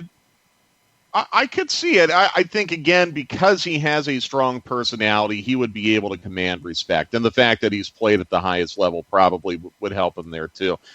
I do wonder what Miami's roster is going to look like in 2021 and if there's going to be any kind of dramatic overhaul there. I don't know what their contract situations are right now with Higuain, with Pizarro, with Matuidi. I am assuming they are all under contract for 2021. They are. So, that's going to be your core. That's going to be your tribunal that I guess you're going to have to deal with. But he should be able to command their respect. I can see it working. The more and more I think about this, the more and more I think that actually is a pretty sensible move. And if it makes Beckham a little more visible in Miami too, I think that would be a good thing. I don't know if it was pandemic related or not, but Beckham was kind of tangibly invisible with Miami this year. You just did not see him physically around a whole lot. If bringing Neville in and ending the pandemic along with it helps to change that would be a good thing too. For sure. But no, Mike, to answer your question about Vieira, Christian Jack came in second yesterday, and he said Vieira is not under consideration to be Toronto FC head coach. Contrary to other reports, the Frenchman has not been offered a contract to coach the club. The club have narrowed their search to a short list and will be looking to offer a contract soon. And Christian is saying that Vieira is not on the short list. Did I understand the first part of that correctly? Not under consideration. So I don't know. Phrasing. Wow. Why? I mean, unless it's Vieira's decision, why wouldn't you want to consider him? He didn't exactly light it up in France. No, but he did very well with New York City. He did well. Dome Toronto did better. Okay. He's good, but he's not. He doesn't blow me away. It just goes back to what we've been talking about with Toronto. I don't think it's as good a job as some people think it is, because that roster is sunsetting right now, and I don't know if they are set up to be successful long term at this very moment with the way that roster is sunsetting. I think it will probably still go down as a mistake to part ways with Greg Vanney. Just my opinion. But we'll see. We'll see where they end up going with that. I would be curious to know who is on their short list. Same. Because we're down to 2 open jobs now? It's DC and Toronto? Yep. That's it? That's it. Whew. And I don't know what the heck DC is waiting on. But I'd be really, really curious to see where Chris Armas stands in all of this. If Chris Armas might be in a situation now where he's got pretty solid feelers from these two clubs and could even get into a little bit of a leverage situation. Sounds like he's interviewed multiple times with both. Right. But how would DC fans feel about that, which is something we've been talking about for months. They do not feel good about it. And would Armas be a good fit for Toronto? I don't know. It's interesting, and we're getting into a little bit of urgency now because I'm encouraged about what I saw last night from the league about the CBA. I'm encouraged, and we can talk about it if you want. Mm-hmm. If all this gets done in the next couple of weeks, guys, we're inside of 3 weeks to training camp starting. So you got to kind of get on the horse a little bit right now if you're Toronto and DC. I think LA Galaxy kind of knew all along that they were going to hire Vanney, and it might have just been a little bit of a drawn-out process to get the contract finalized. But you kind of knew that he was going to be there. I can't guess on what the plan is right now for Toronto and DC, and they need to hurry because you can't be going too much longer. You can't be going into Super Draft. You can't be going into the remainder of whatever you can do in this window without a head coach. I mean, I guess you could, but it's not ideal. Yeah, it's a weird situation. DC, I'm not really surprised that they're in this. This is kind of how they've been operating for a while. As good as Toronto has been run, I'm a little surprised that we're talking about Chris Armas and Patrick Vieira, and maybe we're not talking about Patrick Vieira, but two guys who haven't really won anything in the league. And Toronto's been incredibly ambitious. It feels like something's disconnecting there. And maybe it's just they need to clean up the cycle they're in. They're at the end of a cycle. They need to come in and rebuild it. I don't know. I don't know what's going on with Toronto. But, yeah, I'm with you in general about where the league is going for 21. And we talked about it a little bit early, just the offer that has been made as a result of the force majeure clause about extending the CBA. It feels like a reasonable starting point for discussions to me. It feels like it at least puts the pathway to figuring out what 2021 looks like between the league and the players on the right path to negotiate, to discuss, to figure out the best way forward and move on. It's not going to be as dangerous as it could have been when you start talking big pay cuts.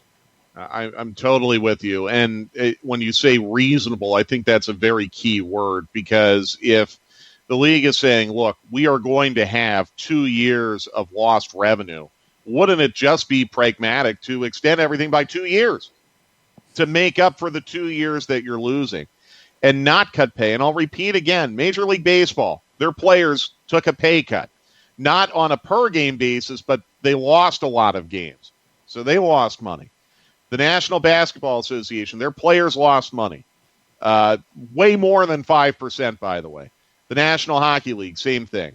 In some cases in the NBA and NHL, the money goes into escrow. You hope that, on the back end of things, it'll work out and players will get most or all of that back. But as of right now, their checks are smaller. Major League Soccer, I think, has made it, we talk about that you have to make a good faith offer to get to the bargaining table and work all this out under the force majeure clause. That sure feels like and sounds like a good faith, reasonable offer to me. Now I'm going to be curious to see what the rhetoric will be from the players and the players union. They came out with some very strong rhetoric last week. There has not been, to my knowledge, a public response to this yet. I think that's a good sign. As I said last week, I think anytime that you're not hearing things in the press, that's usually a good sign that things are going on behind the scenes and there is dialogue and they want to keep it private. So I think so far I'm feeling really, really good about what's happened over the last 12 hours. But I think the players need to be very, very careful in how they respond to this publicly, because the initial consensus that I saw last night, and tell me if you've seen anything to the contrary, but the consensus reaction that I saw last night seemed to be, okay, yeah, that's fair. That's reasonable. And I think the players might have a hard time trying to counter the notion that was a reasonable offer. Yep, I would agree. It just doesn't stop while you're with us, Mike. DC United has a new link to their coaching job, and this is from Pablo Maurer of The Athletic last night, but MLS has put it on their website, which would make you think maybe there's a little more to it. German coach Alexander Zorniger has been linked to the job. Zorniger was most recently with Brøndby. He was at the helm of Leipzig for 3 years in the mid-2010s. I don't know if that is after Red Bull. I think it is, but I don't think they were where they are now. I think it was a very different RB Leipzig. Played smaller club, became a coach, has spent most of his career in Germany, lower divisions, led Stuttgart in 2015 before they were relegated. He led RB Leipzig to 2 successive promotions as they climbed the pyramid. So when Red Bull bought, which they didn't actually do because the German situation's different, they essentially did. They bought Leipzig. They took a very small team and got them promoted rapidly up. So he was involved in a couple of those promotions. Went to Brøndby in 2016, won a trophy at Brøndby, fired in February of 2019. So he's been out of work since then. Don't know if he is a Red Bull press guy or if he was just at RB Leipzig as they were starting to become that. We'll do a little more digging, but it still fits to a degree. I mean, it still fits. It's more of a pedigree than Pineda and Hendrickson and Noonan and that crew, because he's got a title in Europe in a Danish club. He's got some success in Germany. He's got lower division titles in Germany, so he's got some things under his belt. But it still kind of fits what DC's been looking at, with not big names, but people who are under the radar a little bit. Yeah. Yeah, I mean, it sounds solid. I don't know if it's just coincidental that they've talked to Armisen now. What did you say his name was? Zorniger, Alexander Zorniger. I need to know more about if Zorniger was in the Red Bulls press style. That's what I'm curious about. Or before all that, because if he was, and you've also talked to Armis, you do wonder then, are they looking at, and Armis also kind of inherited the Red Bulls. I mean, he didn't really implement the Red Bulls pressing style. He kind of inherited it from Jesse Marsch. But that does make me wonder if maybe there is discussion of some kind of philosophical change with the way that DC would play.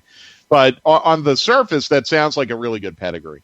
And if I were a DC supporter, I'd say, okay, yeah, that probably does more for me than Ezra Hendrickson, Pat Noonan, guys who have not really been head coaches in big leagues like MLS. More of a sure thing.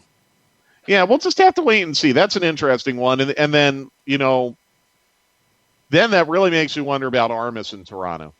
It really does make you wonder, because it sounds like the Armis to DC thing is pretty much dead. Yeah. There have been enough discussions by now where if that was going to happen, it would have happened. I think the fan outcry when that first happened was enough. I think it was enough for them to say, wait a minute, maybe we don't need to do this.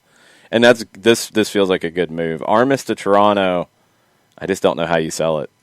I don't know how you sell going from what they've been to hiring Chris Armis to come in and make them better. I don't know. And I like Armis. I just don't know if I don't even know if that's the right move for him. Yeah. I don't know. That's a weird one. I'm not sure. Yeah. You bring up a good point. Is it a good move for him? Because, again, that's a sunsetting roster that's going to have to be retooled soon. How much patience are they going to have with him so he can accomplish that? It's going to be hard. But unless there's a name that's kind of unreported yet that's linked to Toronto, I'm not really overly enthralled or impressed with what Toronto has done up to this point. No, it's weird. It's very strange what's going on here with Toronto. They're the ones that have me the most confused at the moment. Yeah.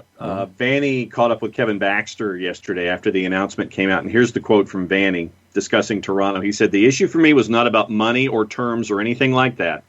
It was really just a question of what did I feel I could continue to accomplish there. I've always thought it would be great to one day coach the Galaxy, but for me the decision was about, did I see a next step in Toronto?" Yeah, I think that says a lot, doesn't it? Yeah, I mean, the next step, would have been winning more titles. Because that's it. It wasn't like getting any further than they were already there. They were getting to the final. They just needed to win them. And your core is getting older. You're going to have to rebuild it, and that's going to take time. Yeah. Toronto's a club where next step is, as you said, Jason, winning MLS Cup and also winning the Champions League. Yeah. But that's the next step for Toronto. Mm-hmm. You're not going to be doing that with Bradley and Altidore creeping up into their mid-30s and the rest of the roster below that in their late 20s, pushing 30. Omar Gonzalez. Even how old is Pozuelo? He's not young, is he? 29, 30, yeah. Yeah. So, he's still got a ton in the tank, but I think you have to be realistic about, is Toronto, okay, so Toronto 3 years ago. Toronto was 3 years ago penalties away from winning the CONCACAF Champions League after winning the MLS Cup. Penalties away from winning the Champions League. Are they closer to winning the Champions League now than they were then? No. Absolutely not. No. They're way further away now. I think it's going to take a lot of time for them to refresh that roster and make it younger and put themselves back in a position where they're going to be set up for a 5 to 10 year run of competitiveness in the international competition. All right, we've kept you far too long, but Modaflow has a very important question to end with. Okay. Which MLS manager does Gabriel Heinze start beefing with first? Oh, boy. I'll tell you, I don't know. I need to know what the schedule is going to look like, and I need to know if we're going to have cross-conference play. Yeah. But I could see that guy up in Minnesota. That'd be a good one. Maybe getting into – well, I don't know. I mean – I don't know if either one of them would understand each other, but that'd be a good one. That's the problem, because you have one who speaks very, very British English and speaks fast British English, and then you have Heinze, who I guess understands some English, but doesn't really speak it. But I could see Heinze and wow, who else? What about the gentleman in New England? No, I think look, Bruce Arena is who he is, but I think when it comes down to it, Bruce Arena respects the game, and I'm sure would have a lot of. Let me back up a second. Heinze is going to have beefs with managers who maybe don't uphold the integrity of the game. I don't think of a Bruce Arena team as one that would go out and just start kicking guys, right? Like infamously, Tata, his first managerial beef was with Jesse Marsh, right? Yeah. In that very first match, because there was an allegation of someone overhearing someone saying you should go out and kick someone, right? You're not going to have that with Bruce Arena. I don't think. I don't think so either. So you guys are leaving one out. Who am I leaving out? Oscar Pareja. Those two will get into it on the touchline. Yeah. Heinze and Pareja will go at it. That's a good call. Yeah. That's a good call. And they'll shake hands, and they might have a mate or something afterwards. But yeah, they will be into it on the touchline. Yeah. Caleb Porter is what a lot of people have said on the Twitch. Yeah, page. I was going to say Porter. Oh, yeah. Caleb Porter? I could see that. Yeah, I could see it. He's pretty Caleb vocal. Porter's very self-assured. So I could see that. I like the fact that we're going to have a manager, much like Stephen Glass, who I think is really going to stand up for his team. And Yes, that's going to be will. with the referee. That's going to be with the opposing manager. That's going to be with everyone. You're going to have someone who's going to use a phrase, they're going to get stuck in for their team. Stephen Glass was like that. I really, really appreciated that about Glassy a lot. And Heinze is going to be the same guy. And I think the team will feed off of that. And sometimes that means getting into dust-ups on the touchline with technical staffers of the other team. We've seen it before. We've seen it with Tata. We've seen it even with Frank. And we're going to see that with Heinze. But I like that. I want to see a manager who's going to be passionate, who's going to celebrate with his team, and is going to stand up for his team and defend his team. And Heinze is absolutely going to be that guy. I think Gustavo might have it right. I think he will first have problems with refs, then journalists, then managers. Maybe not in that order. I think maybe journalists first. Maybe. Because he will deal with journalists before he deals with referees. That's true. That's true. He will see journalists first. I was going to say if Penso's on the first game that he gets, then maybe it'll be referees.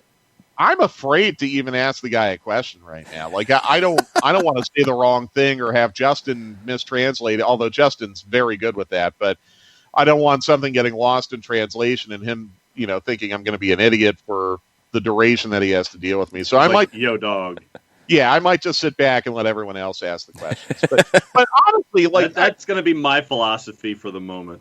But and this is something we'll probably talk about on stoppage time, and I know you guys. Excellent plug, nicely done. There you go. I don't understand Heinze's positioning philosophies well enough yet to understand if the Caicedo rumors are true. Okay, what does that look like then? Does he play, as he would say, the 5 or the 6? Mm-hmm. Does he play the 8? He's obviously going to be behind Moreno, but how does it look positionally? And I'm sure that's something that we're going to get into on stoppage time. But I was talking to a couple of friends last night about what this midfield could look like in 2021, and it's really, really enticing when you line up all the names. I know some people have said, well, if you bring in Caicedo, that means this player's on the outside looking in, or that player's on the outside looking in. I don't want to name names, but some people have made that leap. Right. I don't understand Heinz A's positioning philosophy yet. And Jason, I know you do certainly better than I.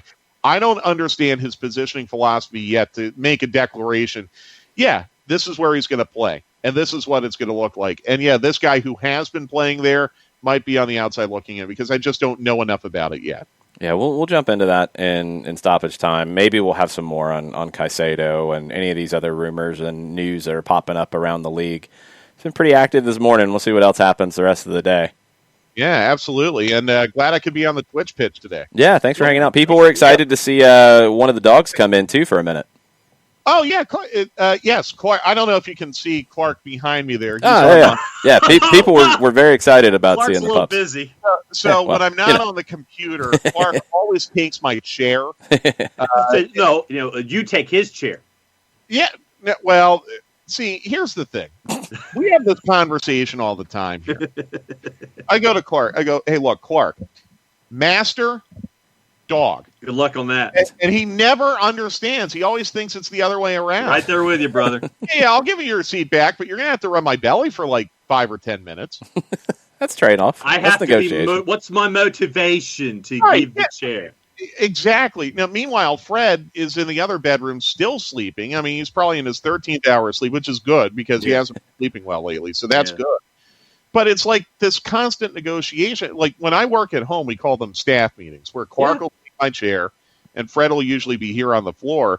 And it's like a constant negotiation, give and take. Like, okay, guys, I have to keep Atlanta up to date on sports as it happens now. I'm not going to be able to pay attention to you for a couple minutes. Well, but what? They're incredulous. You're working from home because of us, the dogs, right? Well, I'd like to think that, but no, it's not exactly true at the moment. So anyhow, I'm glad that Clark got to make a cameo today. He found a sunny spot. He loves it when the sun comes through the window. He likes to sunbathe. So you made your debut tonight, Clark, or today. So good. He's like, I'm rolling over and going back to bed. He goes, yeah, thanks. Talk less so I can sleep more. There you go. Mike, thanks for hanging out with us. We'll see you for stoppage time. Sounds good. Stoppage time, 2:00. Get to see Puppos on the show this morning. It's always good. Yes. Soccer for Good OG. Whose dog doesn't run their house? That's absolutely true. That's true. Gwen thinks everything that is eaten in this house is for her. Always. She begs for every single possible thing. I think the only thing that she doesn't beg for is seafood. She doesn't really care for seafood. But, yes, most things she completely begs for. It's gonna be an interesting stoppage time because we'll see if we get any more out of Ecuador. I mean, I've been checking and seeing, and I mean, you can go through the latest if you want to do a search and start looking to see what pops up. I mean, you will see 5 different teams linked to Moises Caicedo. You will see one person say there's no way he goes to MLS. You'll see somebody else say that he's going to MLS. You'll see other people say he's definitely going to Manchester United. You'll see other people say he's not going to Manchester United. He's going somewhere else. Nobody really truly knows at this point. So we will wait and see on that one, but we'll keep you posted. We'll get into some of the things that we were talking about there at the end in terms of the philosophy and some things to look for and think about when you're thinking about Atlanta United in 2021, because there will be some different principles in play of how the team will look. And I think kind of getting those down in your mind a little bit early on will help when you start having those conversations about, this is what I'd like to see for the lineup. This is what I'd like to see. Because there's some principles that will affect what that will realistically be. It's like saying I'm going to play the best 11 players. No, that's not how it works. Or I'm going to play this guy here because he might be able to do that. No, that's not how it works. So we'll get into more of that today on stoppage time, break out the whiteboard, all that fun stuff. I was going to ask if the whiteboard was going to make an appearance on stoppage time. Well, considering it's right there, yes. Let's see. Who is the vehicle sponsor for MLS? Do they have a car or a truck sponsor? I don't know if they do. Because I was trying to figure out something. I know they have a tire sponsor, but I don't know if they have a vehicle sponsor. Okay. Because I was trying to think of something either with Santo Domingo and or Ecuador and truck. VW and Audi are two that have come up. I'm not sure if both of those are league sponsors. Man, they don't have their league sponsors easily attainable here on the website. That's strange. Oh, here we go. Let's click sponsors. So Audi is the official league vehicle sponsor. Okay. I don't know if they're exclusive, but yes. Okay. Now, Atlanta United is tied to Audi as well because of the league sponsor. Well, Atlanta United also has a stadium that has somebody else on Mercedes-Benz. Right? Yeah. Mercedes-Benz doesn't have a truck, though. Yeah, stop, John. You're going to give yourself a headache over a player who might not even be coming here. Okay, well, yeah, it's a preparatory headache. So yeah, that's where I was going. Yeah, don't do that. You're going to get people excited, and they might not need to get excited. It's silly season. This is how things go. You just have to wait and see. I mean, there are easy reasons to sell it as, yes, this makes sense for Moises Caicedo to come play in Major League Soccer with Atlanta United. There are reasons to say that no, he would say no to that, and he would go to a European club. You can make the argument either way, and we just have to wait and see what decisions happen. Tesco asked if we've talked about River Plate last night. We have not. They were horrendous. I mean, it just fell apart.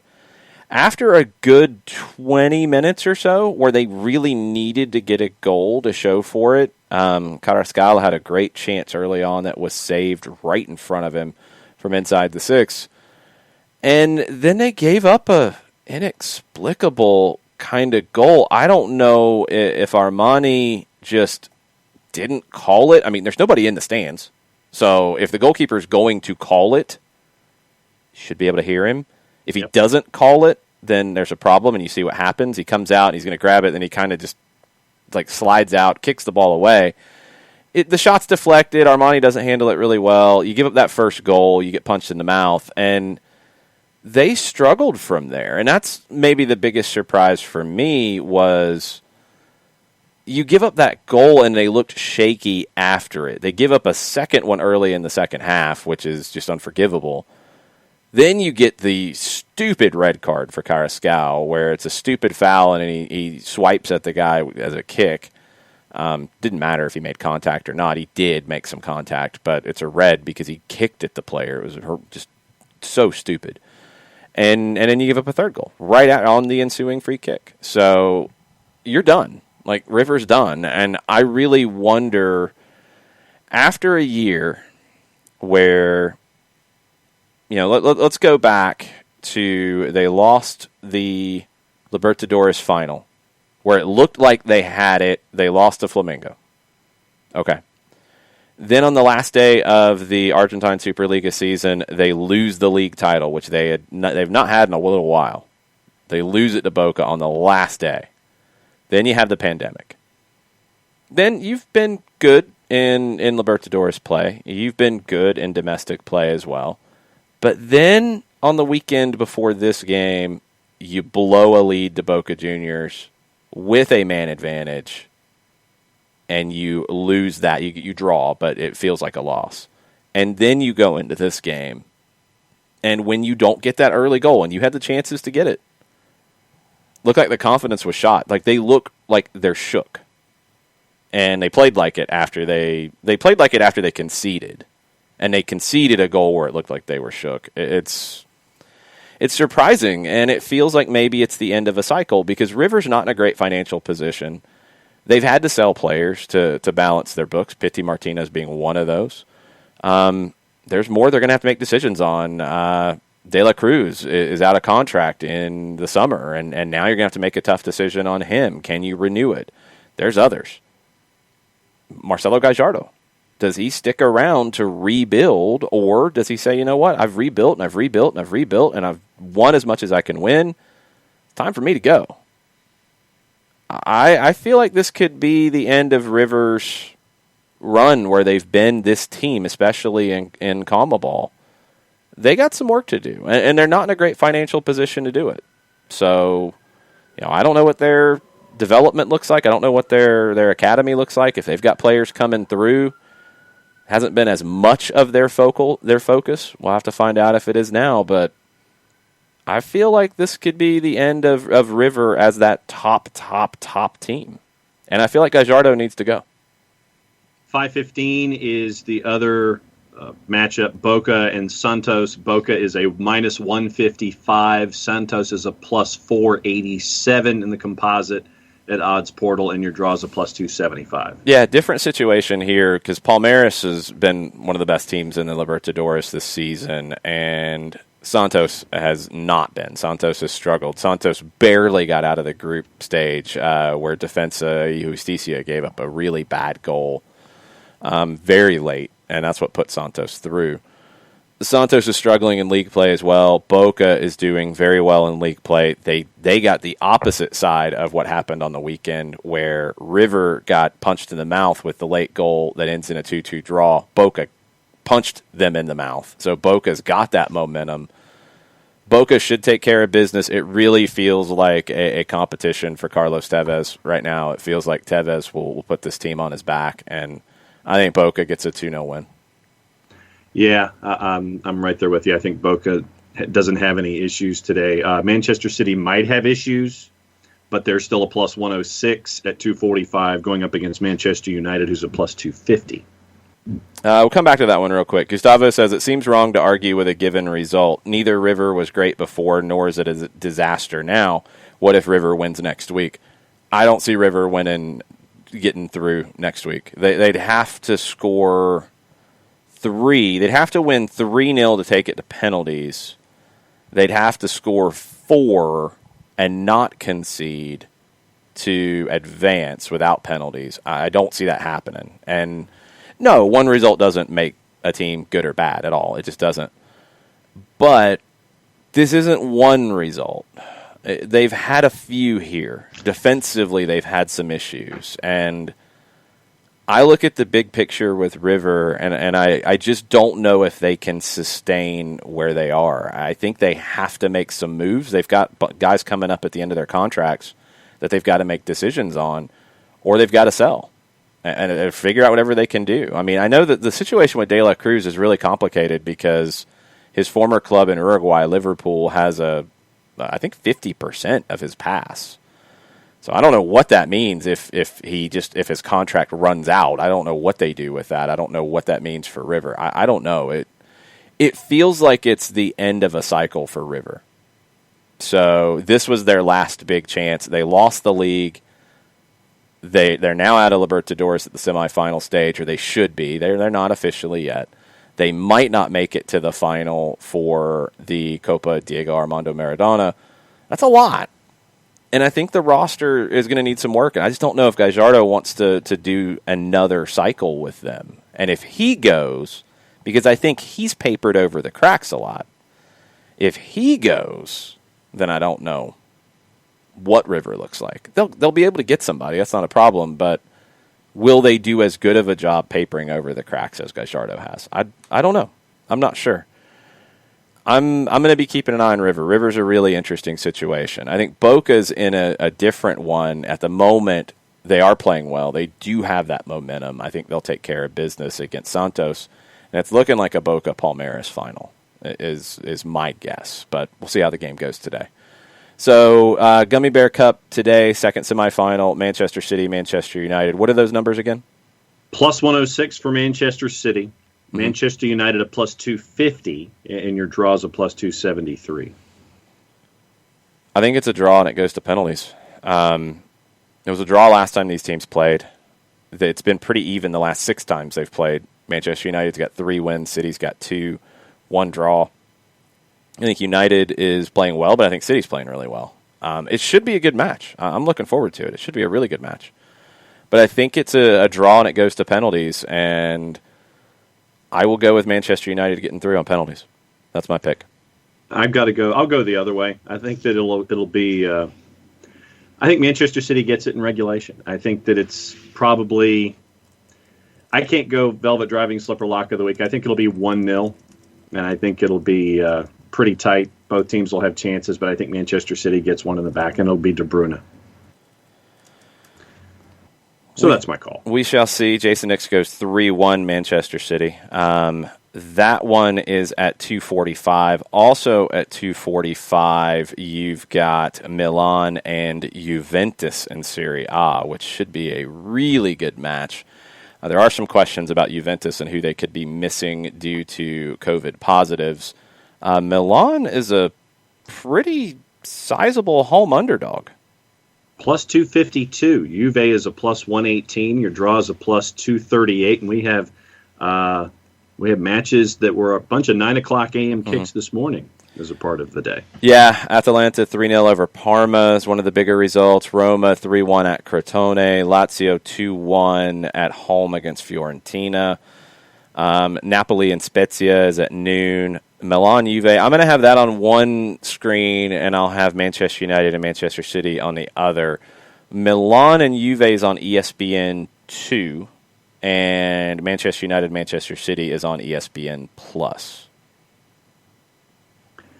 Meg Linehan, among others, has released the January training camp roster for the U.S. women's national team, and in the midfield, you've got Ertz, Horan, Jalen Howell, Rose Lavelle, Katerina Macario, Christy Mewis, Samantha Mewis, Andy Sullivan.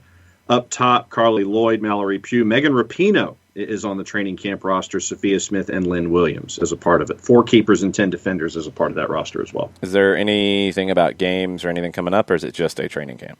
Just a training camp. Okay. One other thing on Milan, and thank you, Stunner, I forgot to mention it. Milan is missing players due to reds and injuries as well, so they're not going to be near full strength. So it's kind of a weird one to call. I don't think Milan loses. I'm gonna be unoriginal and go draw there as well. Correction, training camp runs from the 9th to the 22nd. Games against Colombia at Exploria on the 18th and the 22nd. Okay, cool. We haven't talked about George Bello and Miles Robinson with the U23s. Thank you, Ricky. We're going to get into that next week in more detail about just the whole camp and what to look for and Olympic qualifying and all that with Bart Keeler. He's going to join us then. No shock. I'm glad that the relationship is, good with Atlanta United and the Federation's coaching staff. You know, that had been a question before. Robinson could be a starter and a captain on the Olympic squad. He really could be. He's one of the most experienced center backs that they have in that pool in this group. Bello has earned the opportunity. You know, he's one of the younger guys in that pool, but he's earned the opportunity based off his good play. So I'm excited. Yes, don't get anybody hurt, Jason Nix. It's a different situation. It's not at the end of the season. It's at the beginning. It's a camp that has different, kind of ideals here. So I'm not too worried about that. That was a dumb thing that didn't need to happen late in a player's season where they were already very heavily worked. And that's a different issue entirely than what you're at now. Berhalter will be okay. Let's not hold everything against Triple G. I'm more optimistic about Berhalter these days. And some of it's down to the talent that he has to work with, but I think he has addressed some of the issues that I had with what we had seen from him so far. I think it's been better. So I'm more optimistic about it. I'm not worried about injuries or anything like that. A couple of things on Twitter quickly. The Paul McDonough talk. Tafka says, McDonough back to Atlanta with a question mark. Synergy matters. His success here is partly because Carlos and Darren are excellent. He complements them well.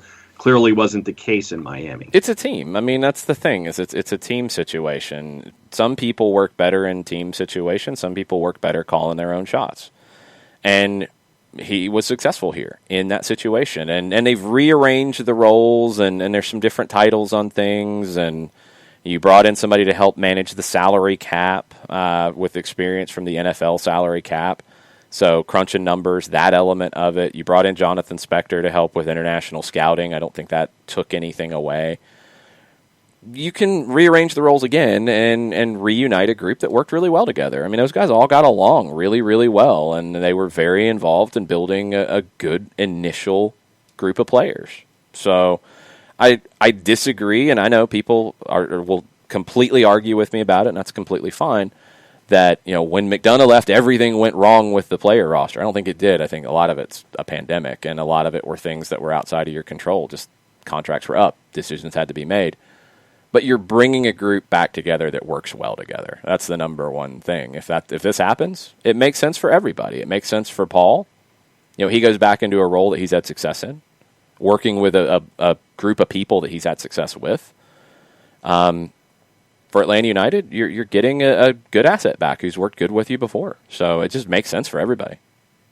And Bart had a question for me. He wanted to know if I'd ever worked with Vic Rauter, one of the Canadian analysts. And I will answer your question, Bart, this way. We worked at different networks when I worked up in Canada with what Vic does up north. But yes, Vic does make all normal life things seem exciting. So that was a question that Bart had for me this morning.